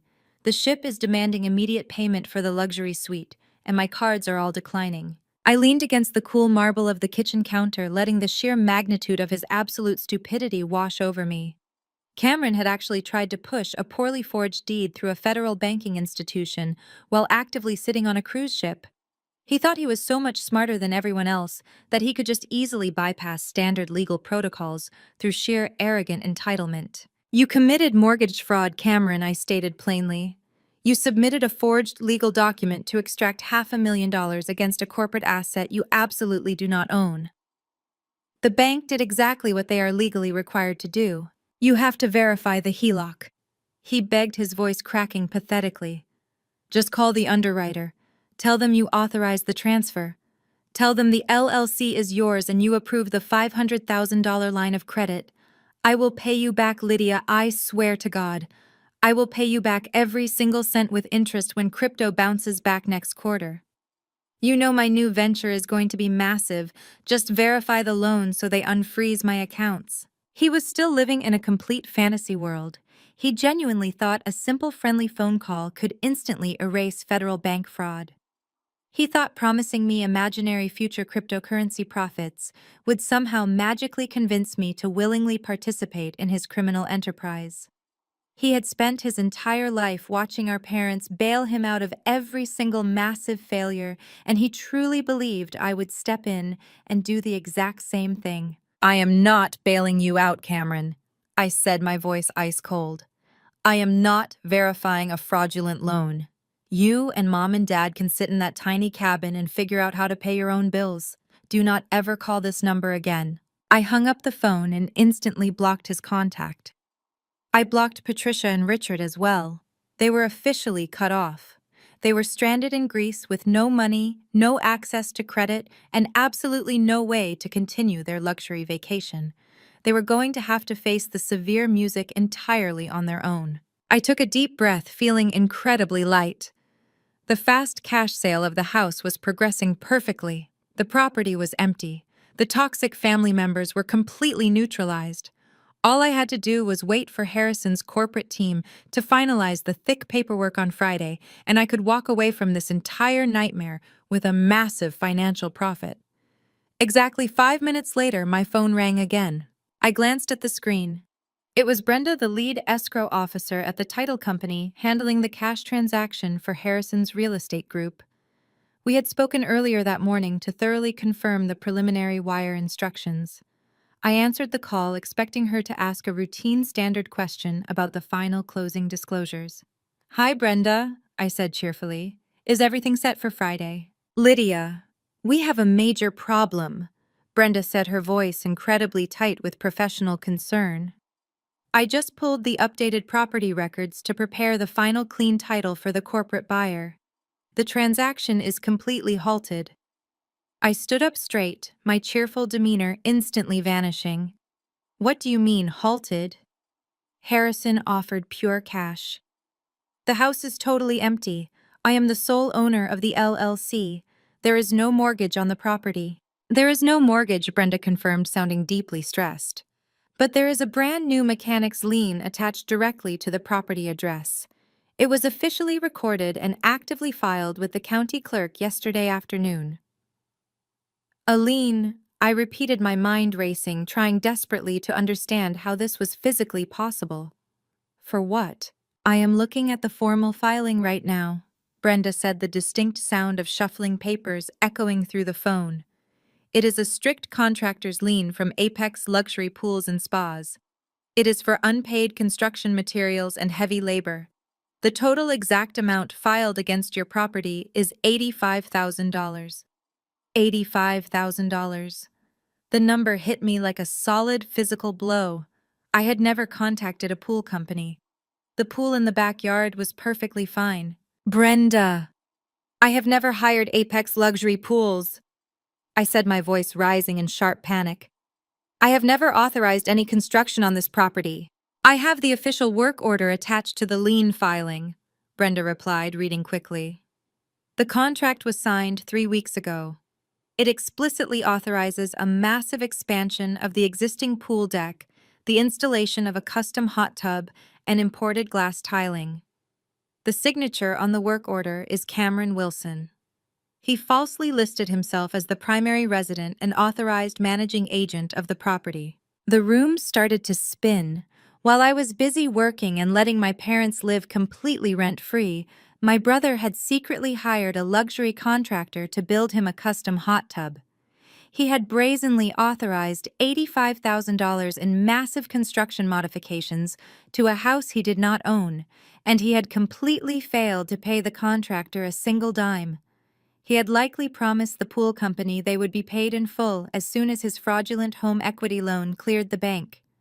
Now that his accounts were completely frozen by the federal underwriter, the contractor had panicked and immediately slapped a hard legal lien on my property to protect their unpaid labor. Lydia, you know Harrison's corporate group requires a pristine, perfectly clean title. Brenda warned, her tone incredibly serious. They are not going to absorb an $85,000 contractor dispute. If this heavy lien is not legally cleared and completely removed from the county records by Friday morning, Harrison will pull his $1.3 million cash offer. You will lose the entire sale. I stood in the perfectly empty kitchen staring out the large window at the pool Cameron had tried to illegally expand. He had trapped me. Even from a frozen cruise ship cabin in the middle of the Mediterranean Sea, his boundless, staggering arrogance was actively destroying my financial future. I had exactly 3 days to figure out how to instantly eliminate an $85,000 legal hold, or the biggest real estate victory of my life would violently collapse into absolute ruin. I ended the call with Brenda and immediately dialed Donovan. My corporate attorney picked up on the first ring, and his usual brisk professionalism was entirely replaced by an urgent, demanding tone. He had already seen the emergency notification hit the title registry, and he was absolutely furious on my behalf. He did not mince words. He told me Harrison was a corporate shark who dealt exclusively in clean assets and zero liabilities. Harrison's firm was buying a premium piece of coastal real estate, not a messy family legal dispute involving fraudulent construction contracts. Donovan warned me that I had exactly 48 hours to make the mechanic's lien completely disappear. If the title was not perfectly clear by Thursday afternoon, Harrison would walk away from the deal, keep his massive cash offer, and likely blacklist my staging company from any future corporate contracts. I told Donovan to prepare a draft for a sworn legal affidavit regarding contract fraud and text it to my phone immediately. I grabbed my keys and headed straight for my car. I was not going to let Cameron's boundless delusion cost me over $1 million. Apex Luxury Pools and Spas was located in a high-end commercial district just outside the city limits. The drive took exactly 40 minutes, and I used every single second to ruthlessly calculate my leverage. For years, I had watched Cameron operate exactly like this. He would swagger into rooms making grandiose promises, writing checks his bank accounts could never cash, and leaving a trail of furious vendors in his wake. Our parents had always scrambled to cover his tracks, claiming he was just an ambitious visionary who occasionally overextended his creative reach. They had constantly demanded I bail him out of his early missteps, using the hard-earned profits from my boutique staging business. I had spent my entire 20s carrying heavy furniture up narrow staircases, dealing with demanding real estate agents, and building a bulletproof industry reputation through sheer exhausting labor. I knew exactly how contractors operated. I knew their margins were tight, their schedules were brutal, and their tolerance for wealthy frauds was absolutely zero. I pulled into the polished concrete parking lot of the pool company and walked directly through the heavy glass double doors. The showroom was expansive and filled with high-resolution digital displays of infinity pools and custom grottos. I bypassed the receptionist and walked straight toward the back offices, looking for the person in charge. A burly man with thick graying hair and an exhausted expression stepped out of a glass-walled office. His embroidered polo shirt identified him as Marcus, the owner. I introduced myself as Lydia Wilson, the sole legal owner of the coastal property he had just placed a massive lien against. Marcus immediately crossed his arms and his face flushed with deep, aggressive anger. He told me he did not care who technically owned the property. He launched into a furious tirade about my brother. He explained that Cameron had strutted into his showroom 3 weeks ago wearing a bespoke suit and acting like he owned the entire coastal neighborhood. Cameron had demanded an expedited timeline for a luxury grotto, complete with imported glass tiles, smart temperature controls, and a cascading waterfall feature. Marcus said Cameron had confidently signed the work orders authorized the massive $85,000 build, and then completely vanished when it came time to pay the mandatory $20,000 deposit. Marcus had already ordered the custom materials and scheduled his heavy machinery. When Cameron stopped answering his calls, Marcus did what any smart contractor would do. He protected his business by slapping a heavy lien on the house to ensure he was fully compensated for his financial exposure. I stood perfectly still and let Marcus vent his entirely justified rage. When he finally took a breath, I looked him dead in the eye and laid out my terms. I told him I ran one of the most successful boutique staging firms in the state. I dropped 3 massive commercial developers I frequently partnered with. Marcus instantly recognized the names. The aggressive posture slowly melted from his shoulders as he realized he was speaking to an industry peer, not another delusional scam artist trying to avoid a bill. I explained that Cameron had committed blatant fraud. He had absolutely zero legal authority to authorize construction on my property. He had forged his status as the managing agent to secure the contract. I told Marcus that litigating the $85,000 lien would tie his company up in expensive legal battles for years, and he would likely never see a single dime because Cameron's accounts were currently frozen by federal investigators. However, I offered him an immediate, extremely profitable alternative. I opened my designer tote bag and pulled out my corporate checkbook. I offered to write him a cashier's check for $20,000 right there on the spot. I would pay the missing deposit out of my own pocket to cover his sunk costs, the custom glass tiles, and his wasted time. In exchange, he had to log into the county portal and release the lien immediately. But there was one final non-negotiable condition. I pulled out my phone and forwarded him the drafted legal affidavit Donovan had sent me. I told Marcus he had to sign the sworn document officially stating that Cameron Wilson had fraudulently misrepresented himself and illegally signed the work orders. Marcus read the digital document carefully. He looked at the blank check sitting on his desk. A grim, satisfied smile spread across his face. He printed the affidavit, signed his name with a heavy black pen, and handed it to me. I wrote the check for $20,000 and slid it across the desk. Within 15 minutes, Marcus had his office manager electronically submit the lien release to the county clerk. The legal erasure of my parents' completely fabricated life was officially underway. By Thursday morning, Donovan called to confirm the title was completely clear. The heavy, suffocating cloud of Cameron's fraud had been entirely burned away by my $20,000 strategic strike. I had the sworn affidavit safely locked in my digital vault, providing me with absolute bulletproof leverage against any future retaliation my brother might attempt to launch. Friday morning arrived with brilliant, blinding sunshine. The lightning-fast 7-day close proceeded flawlessly. Harrison's corporate real estate group wired the funds directly to the title company without a single delay or complication. I sat in Donovan's sleek downtown office, drinking sparkling water and signing the final stack of closing disclosures. The moment the escrow officer confirmed the wire transfer, I checked my corporate banking application. $1.3 million sat securely in my account.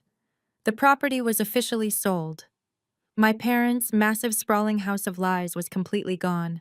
I returned to my own luxury apartment overlooking the city skyline. I opened my laptop and methodically erased their entire existence from my financial ecosystem.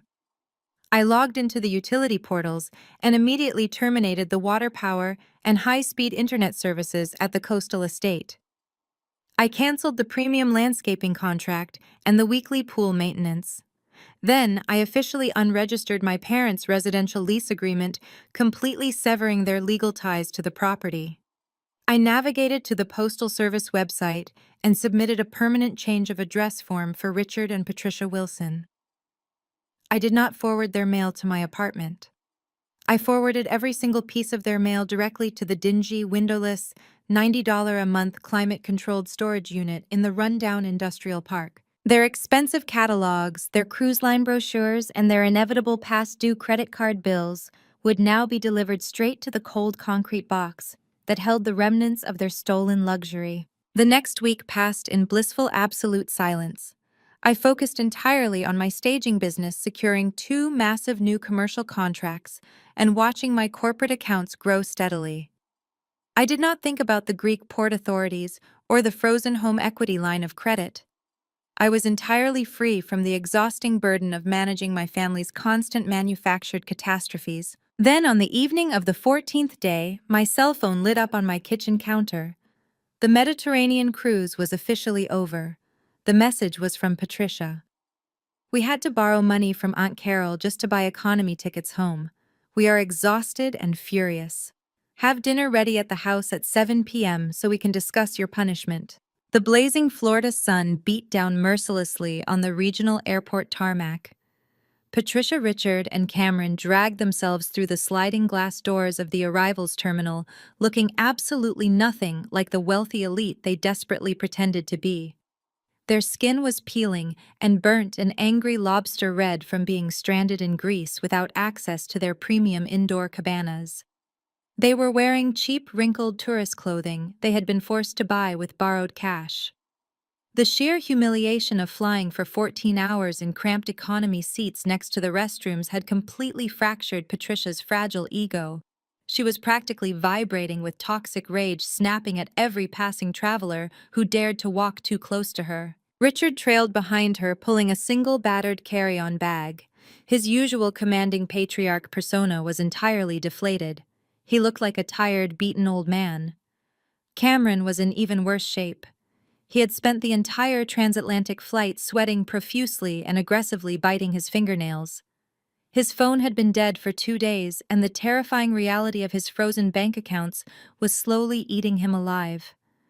They emerged onto the humid sidewalk where Courtney was already waiting for them.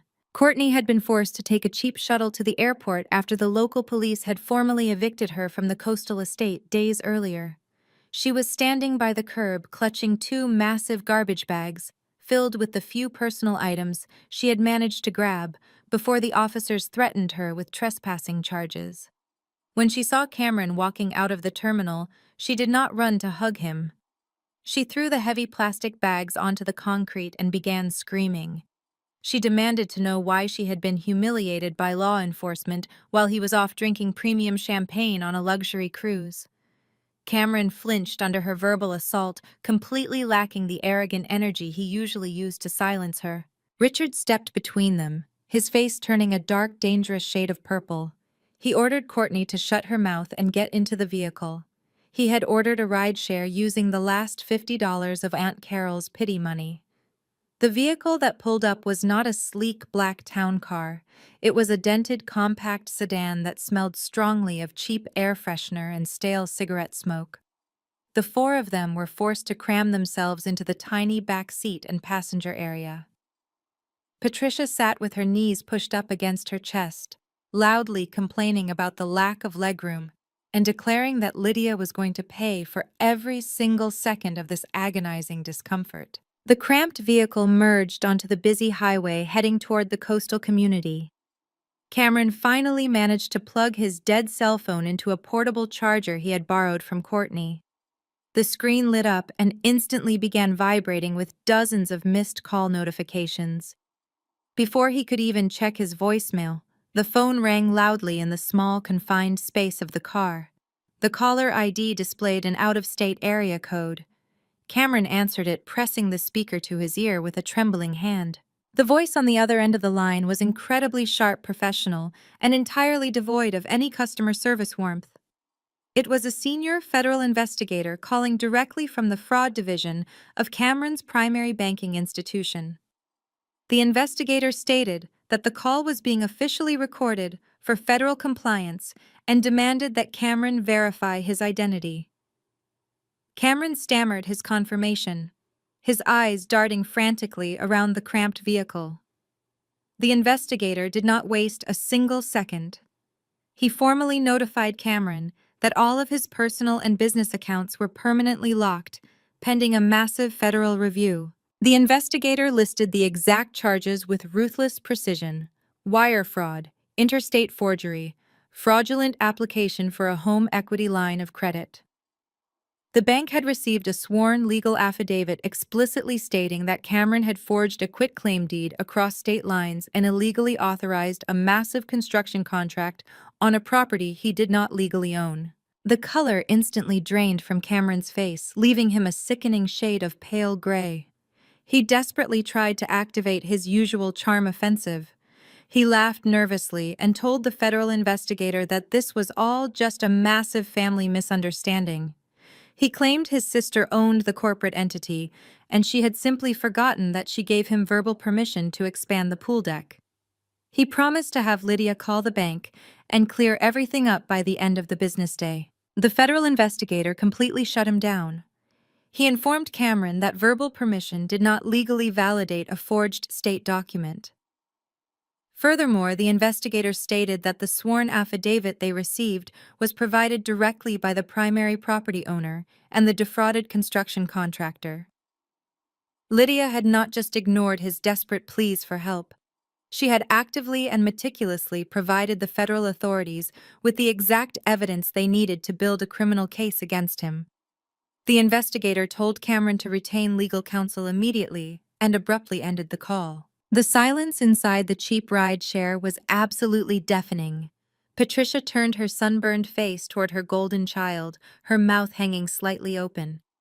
Richard stared straight ahead, his jaw clenched so tightly his teeth ground together audibly.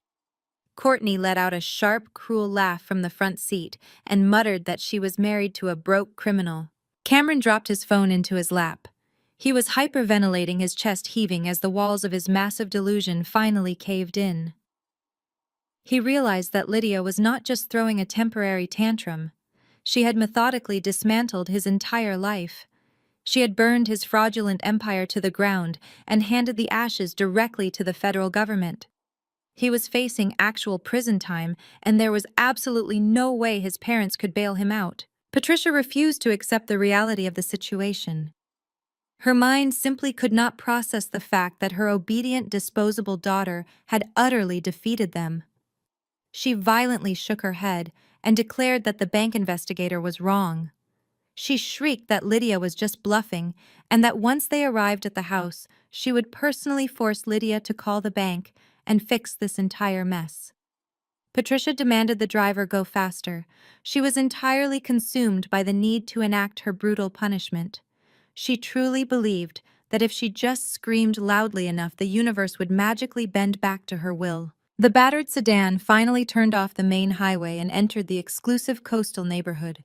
The manicured lawns and towering palm trees stood in stark contrast to the miserable, humiliated family trapped inside the tiny car.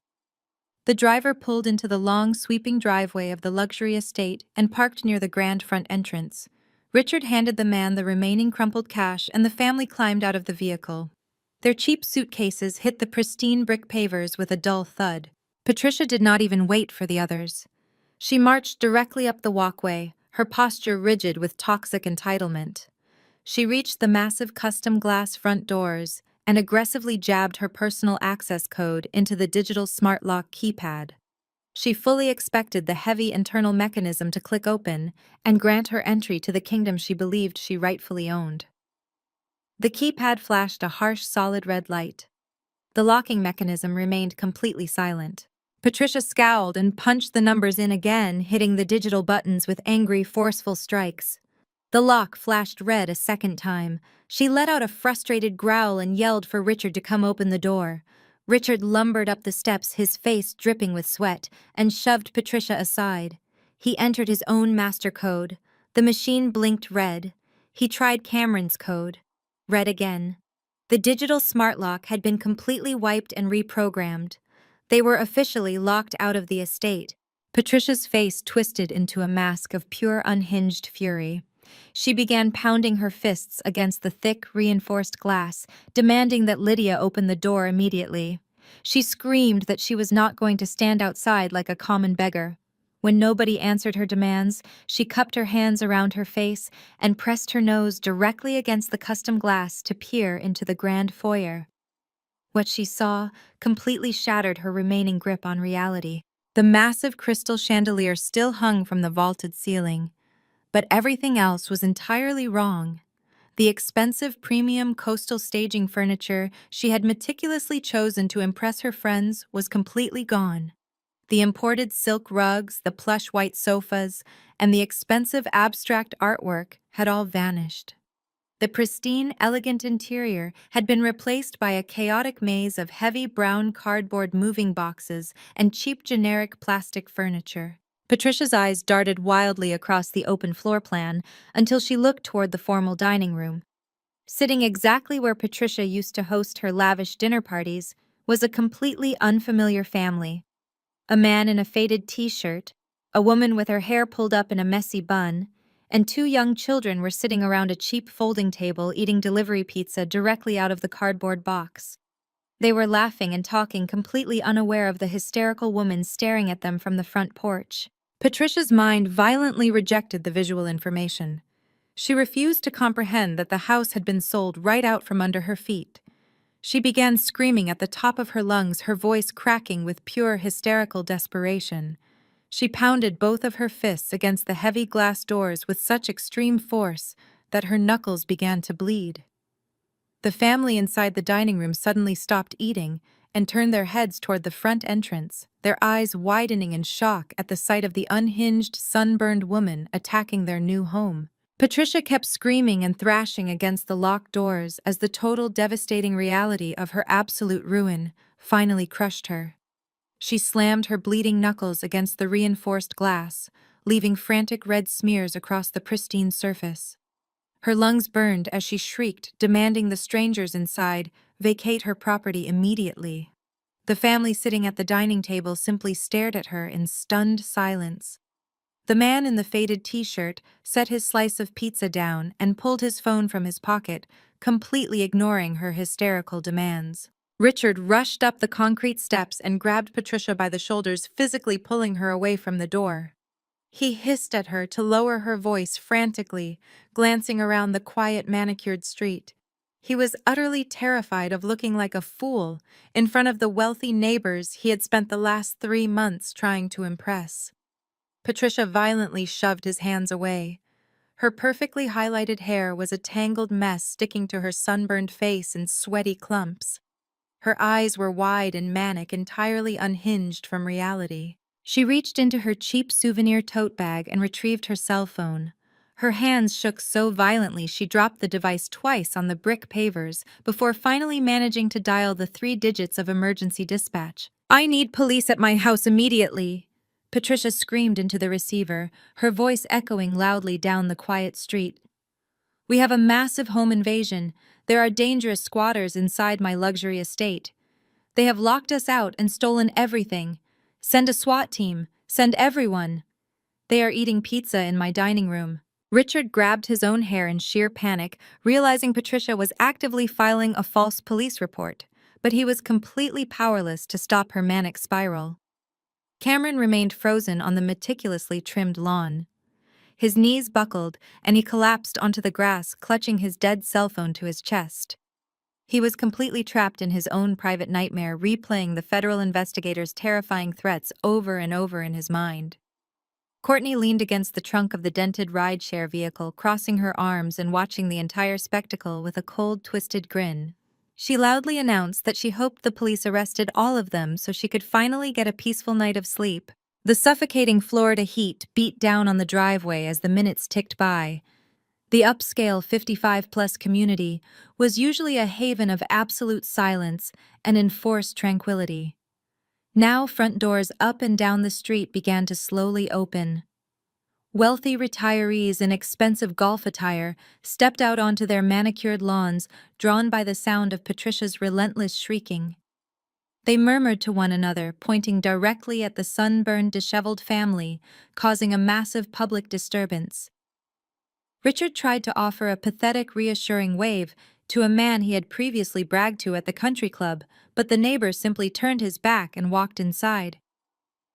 The social death Richard feared more than anything else was happening right in front of his eyes. The distant wail of sirens pierced the humid afternoon air. The sound grew rapidly louder until 2 large police cruisers turned sharply onto the street. Their red and blue emergency lights flashed brilliantly against the manicured palm trees. The heavy vehicles aggressively jumped the curb and skidded to a halt directly in the sweeping, circular driveway, blocking the cheap rideshare sedan from leaving. 4 uniformed officers jumped out of the cruisers instantly.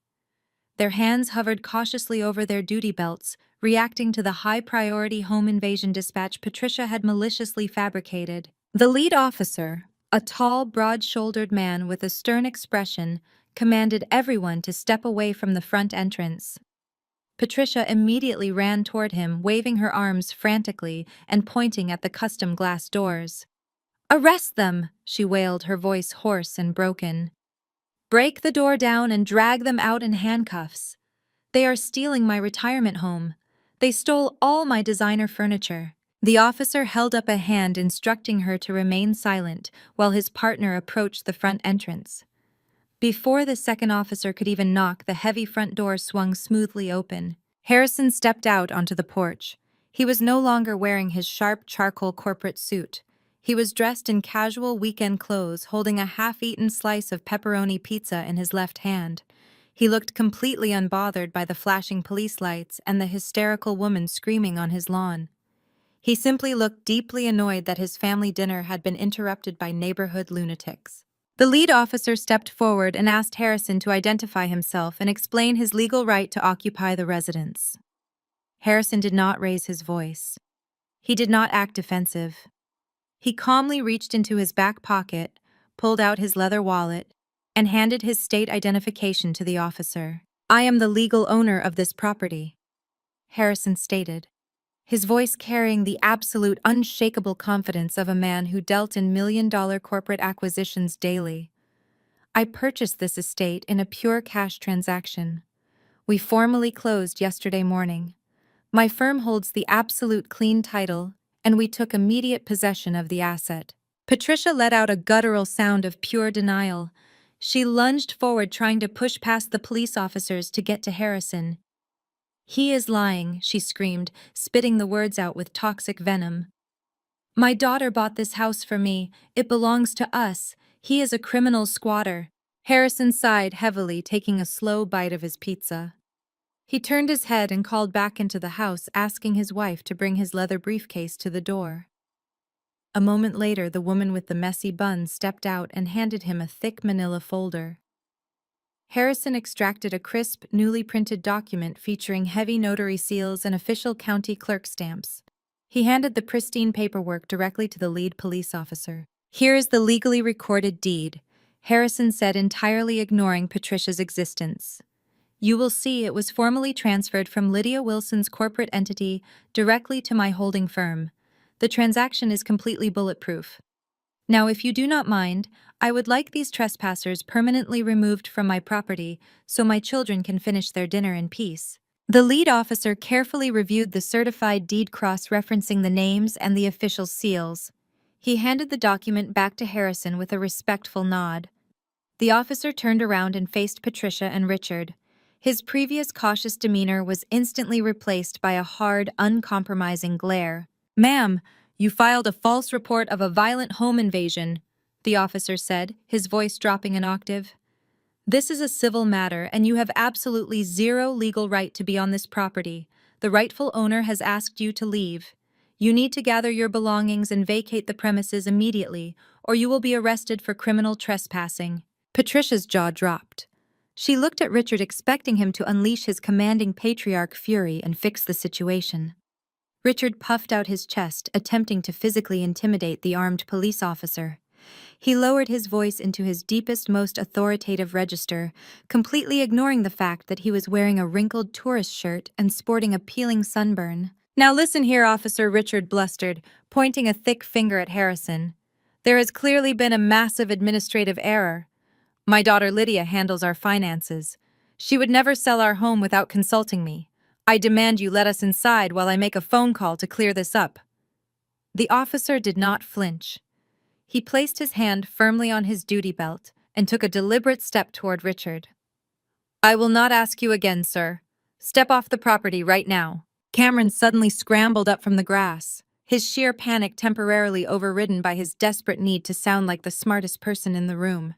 He marched up to the police officers, aggressively waving his hands in the air. He tried to deploy the pseudo-legal tech bro jargon he usually used to confuse investors. "You cannot legally force us to leave," Cameron declared, his voice cracking slightly. "We maintain an equitable interest in this property. I hold a secondary quitclaim deed establishing my partial ownership. This cash sale is completely fraudulent. You have to honor our squatters' rights until a federal judge reviews the title chain." The lead officer looked at Cameron like he was a complete idiot. "Squatters' rights do not apply to people standing in a driveway with luggage," the officer stated bluntly. And if you are claiming to hold a secondary deed to a property that was just legally sold free and clear, I highly suggest you contact a lawyer instead of arguing with the police. Now move."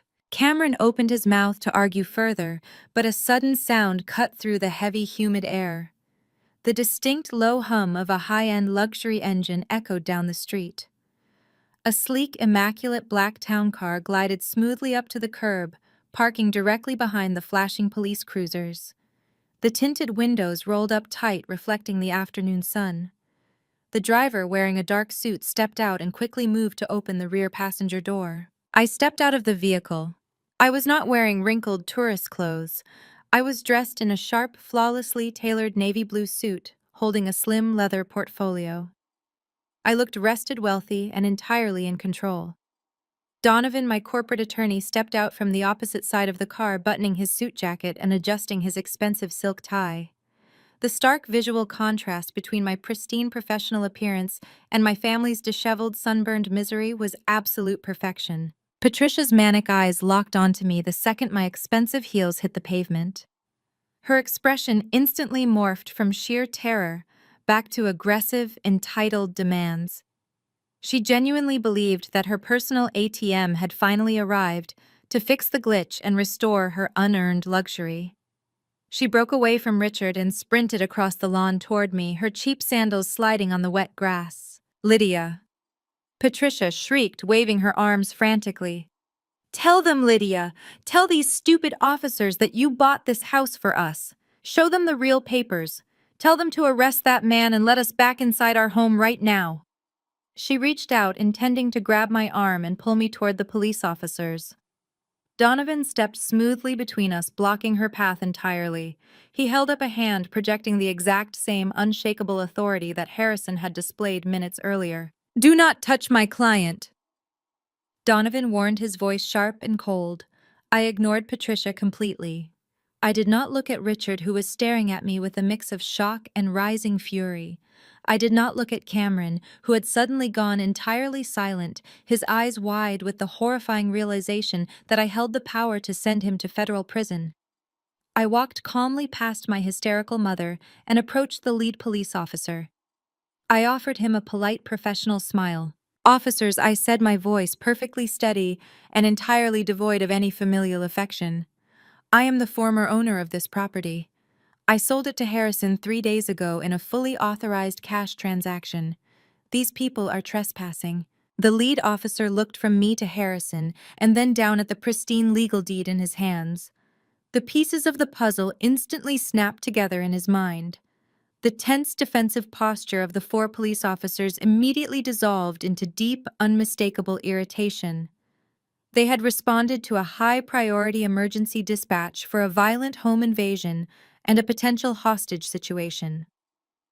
Instead, they had arrived at a luxury estate to find a bitter family dispute over a legally finalized real estate transaction. The lead officer handed the deed back to Harrison with a respectful nod and turned his entire imposing frame toward my parents. He did not look amused. He looked like a man who was dangerously close to making multiple arrests. The officer hooked his thumbs into his heavy-duty belt and took a slow, deliberate step toward Patricia. He informed her in a low, carrying voice that filing a false police report to trigger a tactical emergency response was a severe criminal offense. He stated that there was no home invasion. There were no dangerous squatters. There was only a group of unauthorized individuals harassing the legal residents of a privately owned property. The officer pointed a stern finger directly at the dented ride-share vehicle idling in the driveway. He issued his final absolute command. He ordered Patricia, Richard, and Cameron to get off the property immediately, or they would all leave the upscale community in the back of a police cruiser. Richard tried to puff out his chest one last time, but the sheer physical exhaustion and the threat of imminent arrest finally broke his manufactured bravado. His shoulders slumped, and he reached out to grab Patricia by the arm. He muttered that they needed to leave and call a lawyer from a safe location. Patricia stubbornly dug her cheap sandals into the immaculate brick pavers, shaking her head in violent denial. She refused to accept that her grand return to her stolen luxury estate was ending with a police escort off the premises. But it was not Patricia or Richard who escalated the situation into a complete point of no return. It was Cameron. Cameron had been standing near the edge of the lawn, completely paralyzed by the sheer terror of his earlier phone call with the federal bank investigator. His mind was a frantic, swirling vortex of locked bank accounts, wire fraud charges, and the terrifying prospect of a federal indictment. When he saw the police officers shifting their hands toward their handcuffs to enforce the trespassing order, his fragile golden child facade entirely, violently shattered. His panic-overridden brain made a disastrous miscalculation. He genuinely believed the officers were not just there to escort them off the driveway, but were actively preparing to arrest him for the forged quitclaim deed and the fraudulent home equity loan. The sheer pressure of the collapsing lies finally broke him. Cameron scrambled backward, his eyes wide and completely unhinged. He threw his hands up in the air in a gesture of absolute surrender and began screaming at the top of his lungs. He did not try to defend his family. He did not try to maintain the wealthy tech visionary persona he had cultivated for a decade. He turned into a terrified, cornered animal and immediately threw his own mother directly to the wolves to save his own skin. "I did not forge the deed," Cameron screamed, his voice cracking with pure hysterical panic. He pointed a trembling finger directly at Patricia's face. "She made me do it. She told me to sign the papers. My mom told me Lydia owed us the house. It was entirely her idea. I did not want to do it, but she promised me it was legal. She said she had verbal authorization. She made me create the corporate documents. I am just a victim in this." The absolute silence that fell over the driveway was staggering.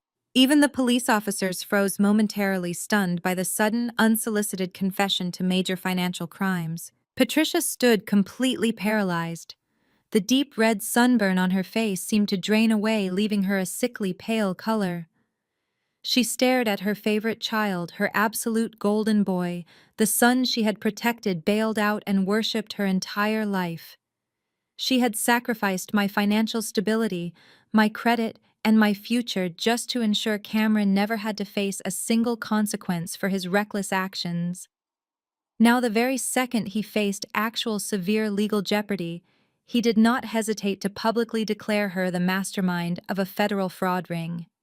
The betrayal was so absolute, so deeply profound, that Patricia physically swayed on her feet. Richard let out a roar of panicked fury. He lunged forward and grabbed Cameron by the collar of his wrinkled tourist shirt, aggressively shaking him. He ordered his son to shut his stupid mouth immediately. Richard frantically looked at the police officers, sweating profusely and stammering that his son was just dehydrated from the long flight and suffering from severe heat exhaustion. He insisted that Cameron was speaking pure, absolute nonsense and needed medical attention, not a criminal interrogation. The police officers, however, were no longer treating this as a simple trespassing dispute. The lead officer pulled out a small black notepad and unclipped his radio. He ordered Richard to step back and release his son immediately. The officers recognized that a spontaneous confession to forging real estate deeds and committing wire fraud was entirely out of their standard patrol jurisdiction, but it was absolutely actionable intelligence. They separated Cameron from his furious father and began asking sharp, precise questions about the exact nature of the documents he had just admitted to forging. This was the exact moment Donovan decided to strike. My attorney had been standing silently by my side, observing the entire spectacular collapse with the cold, detached calculation of an apex predator. He unbuttoned his suit jacket and stepped smoothly forward directly into the center of the chaotic driveway. "Officers, if I may clarify the situation," Donovan said, his voice projecting flawless legal authority. He opened his slim leather portfolio and extracted a thick manila folder. "I am corporate counsel for the former owner of this property. The young man currently panicking on your lawn is Cameron Wilson. He is entirely correct about the forged documents, but he is significantly downplaying his own active criminal involvement." Donovan handed the manila folder directly to the lead officer. The officer opened it and his eyes widened as he scanned the top document. Inside that folder is a sworn, legally binding affidavit from Marcus Thorne, the owner of Apex Luxury Pools and Spas, Donovan stated clearly, ensuring his voice carried across the driveway to where the neighborhood residents were standing on their lawns watching the spectacle. That document explicitly details how Cameron Wilson fraudulently misrepresented himself as the legal managing agent of this property. He illegally authorized an $85,000 luxury construction contract using a forged quitclaim deed.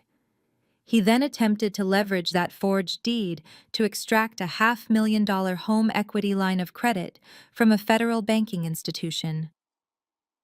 My client discovered the fraud halted the illegal construction and personally paid the contractor to clear the title so this estate could be legally sold to its current rightful owner. Cameron let out a pathetic whimpering sound. Courtney, who was still leaning against the dented rideshare vehicle, let out a sharp gasp of pure disgust.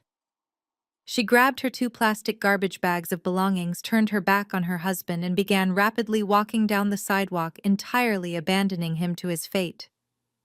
She knew a sinking ship when she saw one, and she was not going to let Cameron drag her down into a federal fraud indictment. The lead officer finished reading the sworn contractor affidavit. He closed the folder and looked directly at Cameron. He informed the terrified 30-year-old man that while the local police department would not be executing an immediate arrest for the federal banking violations, they would be officially documenting this entire interaction.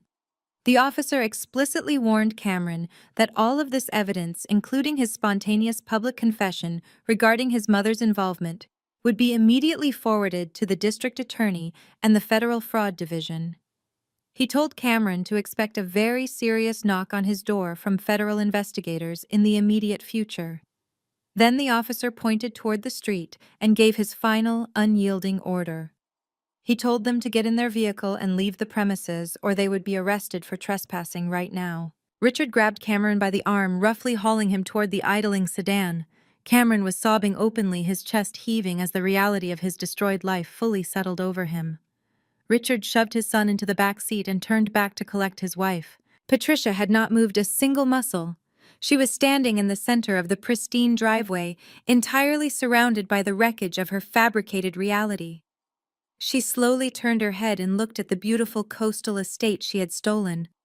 She looked at Harrison, who was watching her with total disgust. She looked at the wealthy neighbors standing on their perfectly manicured lawns, whispering and pointing at her spectacular humiliation.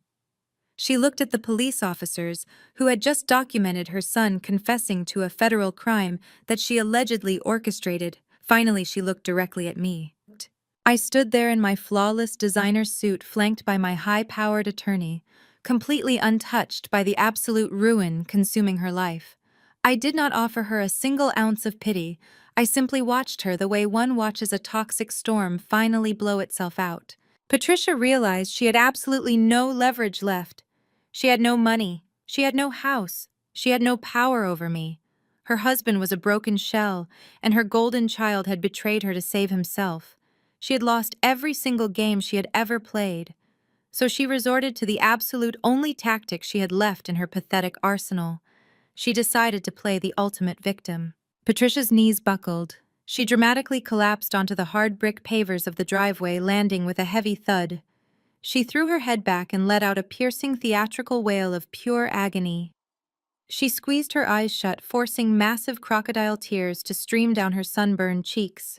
She reached her hands out toward me, her fingers grasping at the empty, humid air.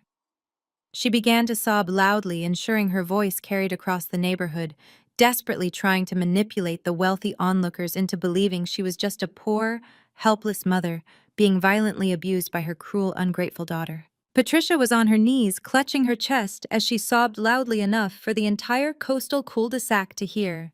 She was putting on the absolute performance of a lifetime. Thick crocodile tears streamed down her sunburned, peeling face, carving erratic tracks through her smeared, expensive makeup. She wailed that I was a monster, a cruel, heartless daughter who was throwing her own flesh and blood out onto the unforgiving street. She screamed that she had given me life, that she had sacrificed her best youthful years to raise me, and that this nightmare was how I repaid her maternal devotion. "Lydia! Please!" Patricia shrieked, her voice cracking with manufactured anguish. "We raised you. We fed you. We put clothes on your back when you were nothing. You cannot leave your family on the street like this. You owe us." Richard, sensing a necessary shift in tactics, quickly abandoned his aggressive posturing and joined the theatrical display. He lowered his head, adopting the heavy posture of a defeated, heartbroken patriarch. He pleaded with me to remember the good times, insisting that family sticks together through thick and thin, no matter the circumstances. He begged me to call off the police, promising that we could sit down inside the house as a reasonable family and work out a mutually beneficial financial arrangement. I looked down at the woman kneeling on the brick pavers and the man standing beside her. They were desperately trying to weaponize the gazes of the wealthy neighbors who were still watching the spectacle from their manicured lawns. They wanted the crowd to see an ungrateful, wealthy daughter abusing her destitute, loving parents. But the crowd was not buying the unhinged performance, and neither was I. When Patricia screamed that they had fed me and raised me, a bitter memory flashed vividly through my mind.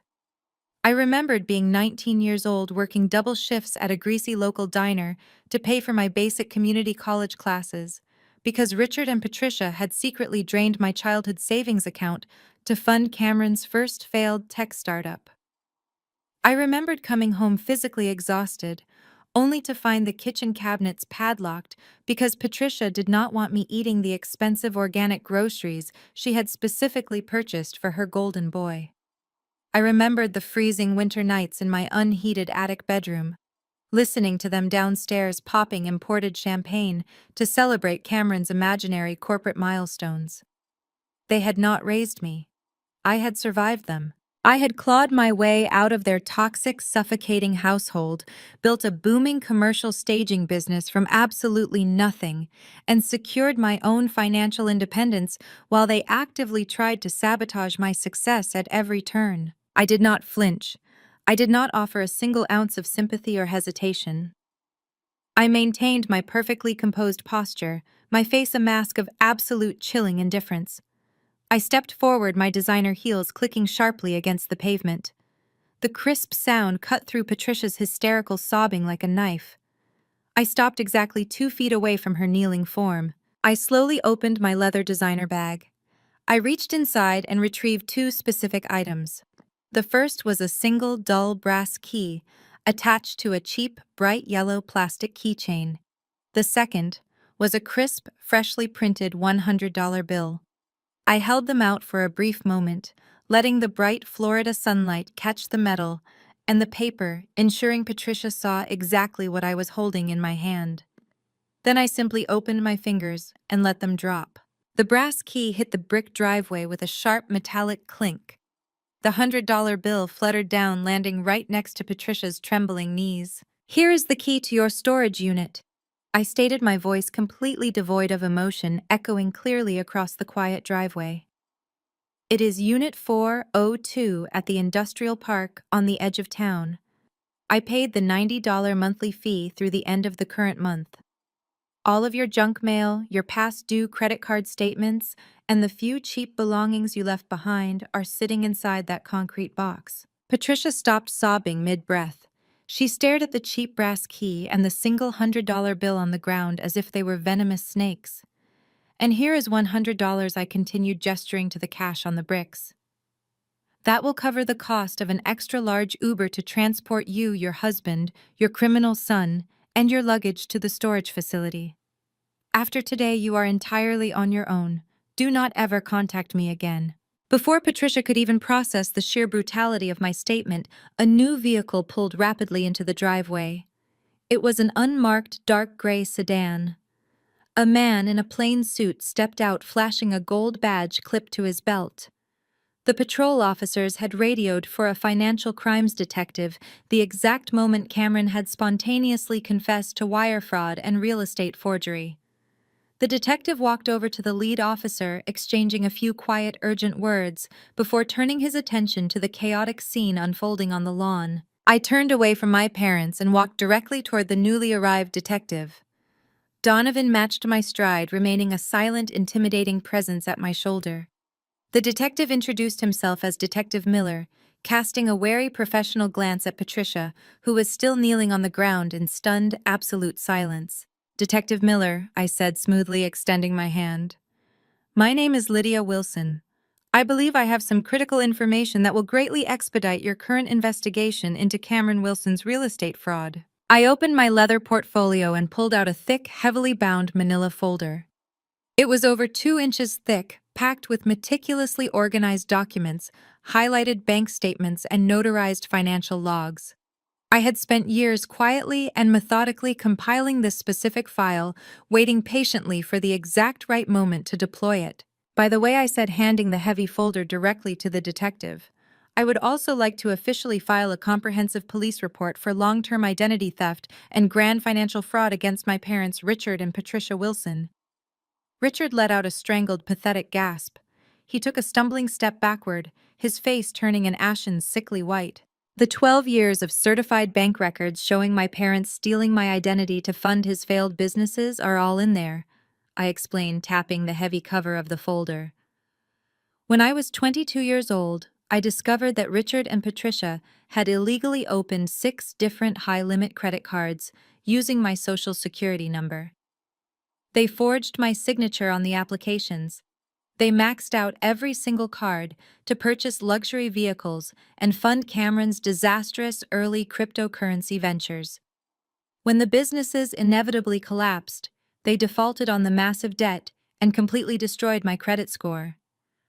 I spent my entire 20s living in cheap, dangerous apartments, unable to secure a basic car loan, while I fought tooth and nail to repair the absolute financial ruin they caused." I paused, ensuring my voice carried perfectly to where my parents were standing paralyzed in the sun. They thought they got away with it because the statute of limitations on the original credit card fraud had expired. However, what they do not know is that I recently uncovered their secondary active fraud network.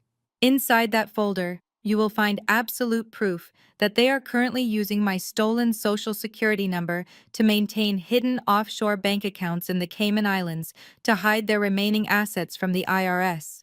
You will also find documentation proving they routinely committed tax fraud by attempting to claim my staging business revenue as their own corporate income. Detective Miller opened the thick folder.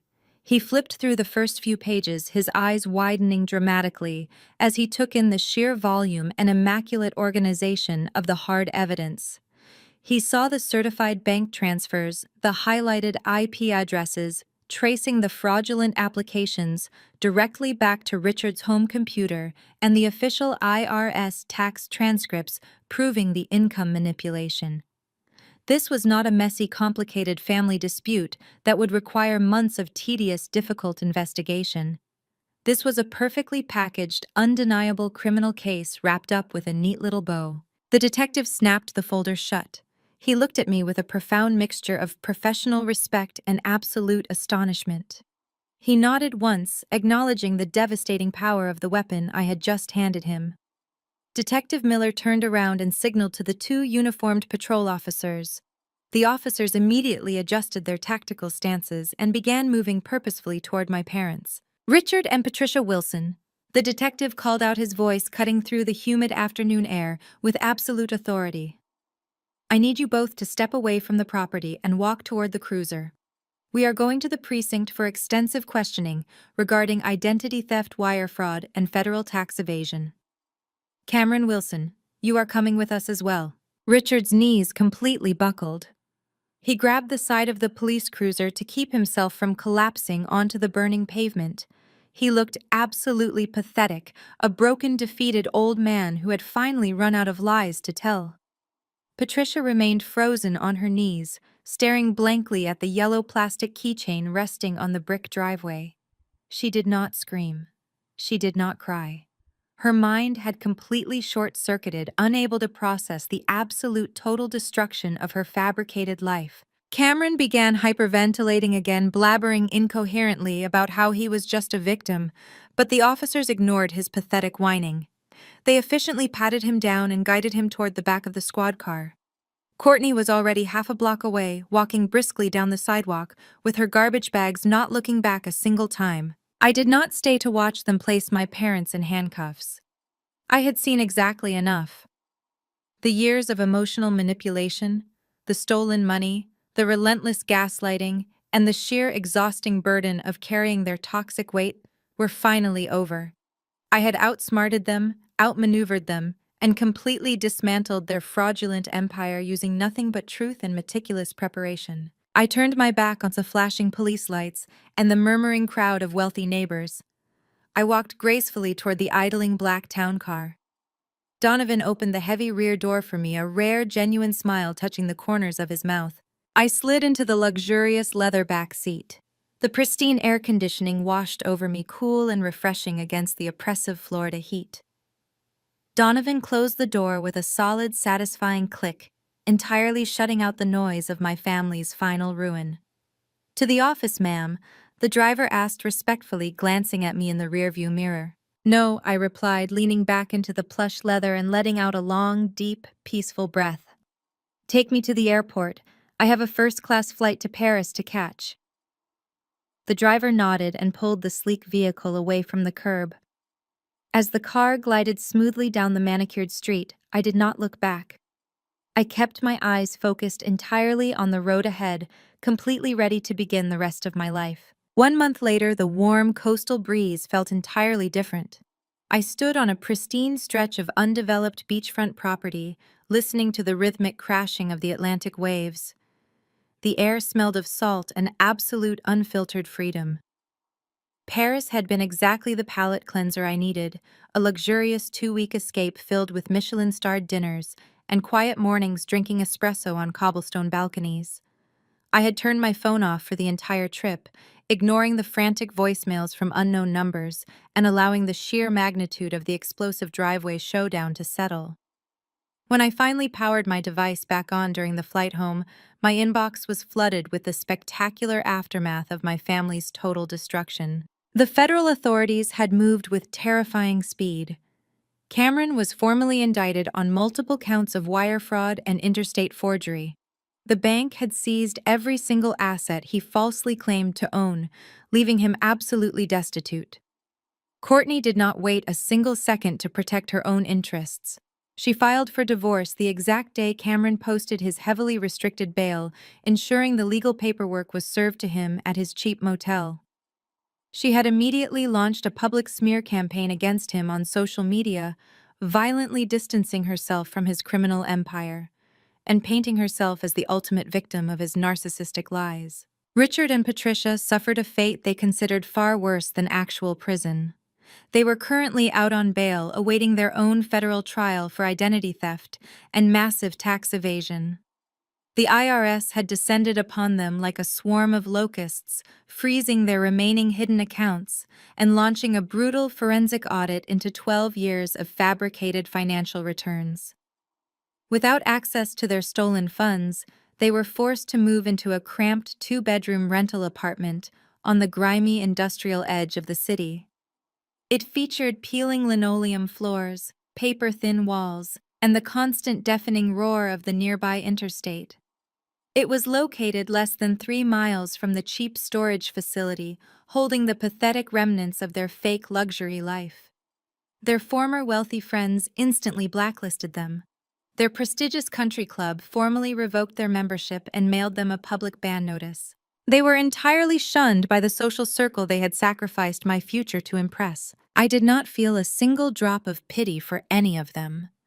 I unrolled the thick architectural blueprints I was holding in my hands, letting the bright morning sunlight illuminate the intricate white lines. For years, I had used my boutique staging business to transform other people's empty houses into stunning, profitable homes. I had hauled heavy couches, dealt with demanding real estate agents, and quietly built my massive corporate network while my family actively tried to bleed me dry. Now I was finally building something permanently and exclusively for myself. A sleek black town car pulled smoothly onto the gravel shoulder of the coastal highway behind me. Donovan stepped out of the vehicle, looking as impeccably sharp as always. The crisp ocean breeze ruffled his dark suit jacket as he walked purposefully across the sandy grass toward my pristine plot of land. He was carrying his signature leather portfolio, but his usual severe professional scowl was replaced by a broad, genuine smile. He stopped beside me and looked out at the rolling blue ocean and the expansive clear horizon. He took a deep breath of the salt air and nodded his absolute approval. The federal prosecutors called my office this morning. Donovan said, his voice carrying clearly over the sound of the crashing waves. They confirmed that Richard and Patricia have completely surrendered. They are attempting to negotiate a plea deal to avoid maximum sentencing, but the fraud division is pushing for mandatory jail time and total financial restitution. Cameron is facing a minimum of 5 years in a federal facility. Your stolen identity has been completely scrubbed from their accounts, and your credit profile is entirely restored. You are permanently legally severed from their entire disaster. I kept my eyes fixed on the beautiful ocean horizon. That is exactly what I wanted to hear. I replied, my voice perfectly steady and light. Let them negotiate with the federal government. They are no longer my problem. Donovan opened his leather portfolio and extracted a thick stack of premium legal documents. He clicked a heavy silver fountain pen and held it out to me. The commercial zoning permits have cleared the city council, Donovan stated, tapping the bottom line of the top page. The environmental impact studies are perfect and the title is absolutely pristine. Harrison's real estate group was so impressed by how ruthlessly you handled that mechanic's lien that they actually referred this commercial broker directly to my office. The $1.3 million from the cash sale of your parents' former estate is sitting safely in the escrow account, ready to be deployed. I took the heavy silver pen from his hand. I looked down at the blueprints showcasing the modern sweeping architecture of the luxury boutique hotel I had spent the last 3 years secretly designing in my head. It featured an open-air lobby, imported glass infinity pools, and cascading private terraces that I would personally curate. I had the capital, I had the industry connections, and I finally had the absolute freedom to execute my ultimate vision. I signed my name on the final commercial lease agreement with bold, decisive strokes. I flipped to the next page and signed the construction authorization, transferring the $1.3 million directly into the development fund. Every single cent of the money my parents had tried to steal from me was now actively breaking ground on my new empire. I handed the pen and the finalized documents back to Donovan. He securely locked them inside his portfolio and offered me a firm, respectful handshake. I turned back to face the vast, beautiful ocean, listening to the powerful crash of the waves against the pristine shore. My family had spent my entire life trying to bury me under the weight of their relentless toxic entitlement. They had demanded my money, my credit, and my absolute submission. But they had severely underestimated my resilience. They thought they were building a luxury life on my back, but they had simply provided the ashes I needed to build my own kingdom. I stood on my own land, entirely independent and perfectly complete. Looking back at the smoldering ashes of my family's fabricated empire, the most profound lesson I learned was about the true nature of loyalty and self-worth. We are heavily conditioned to believe that blood ties form an unbreakable contract, a lifelong debt we owe simply by existing. However, love and respect should never be transactional, and the word family should never serve as a convenient synonym for financial exploitation. My parents and brother equated my value entirely with what they could extract from my bank accounts and my identity. They mistook my calculated silence for weakness and my long-term patience for submission. What they completely failed to understand is that true power does not roar or throw tantrums on a manicured lawn. It meticulously plans. It gathers indisputable evidence. It quietly builds an impenetrable foundation while the toxic people around you look the other way. If you are currently trapped in a dynamic where your success is routinely minimized, your boundaries are aggressively violated, and your resources are drained by the very people supposed to protect you, hear this clearly. You are not obligated to set yourself on fire just to keep toxic relatives warm. Walking away is not an act of cruelty. It is the ultimate act of necessary self-preservation. The immense energy you waste trying to earn impossible approval is the exact energy you need to build your own empire. True wealth is not a stolen address or a forged corporate deed. It is the absolute unshakable peace of knowing you can stand entirely on your own 2 feet. Share your stories of drawing hard lines and protecting your peace in the comments below. If my journey to absolute independence resonated with you, hit the like button and subscribe for more stories of reclaiming your power.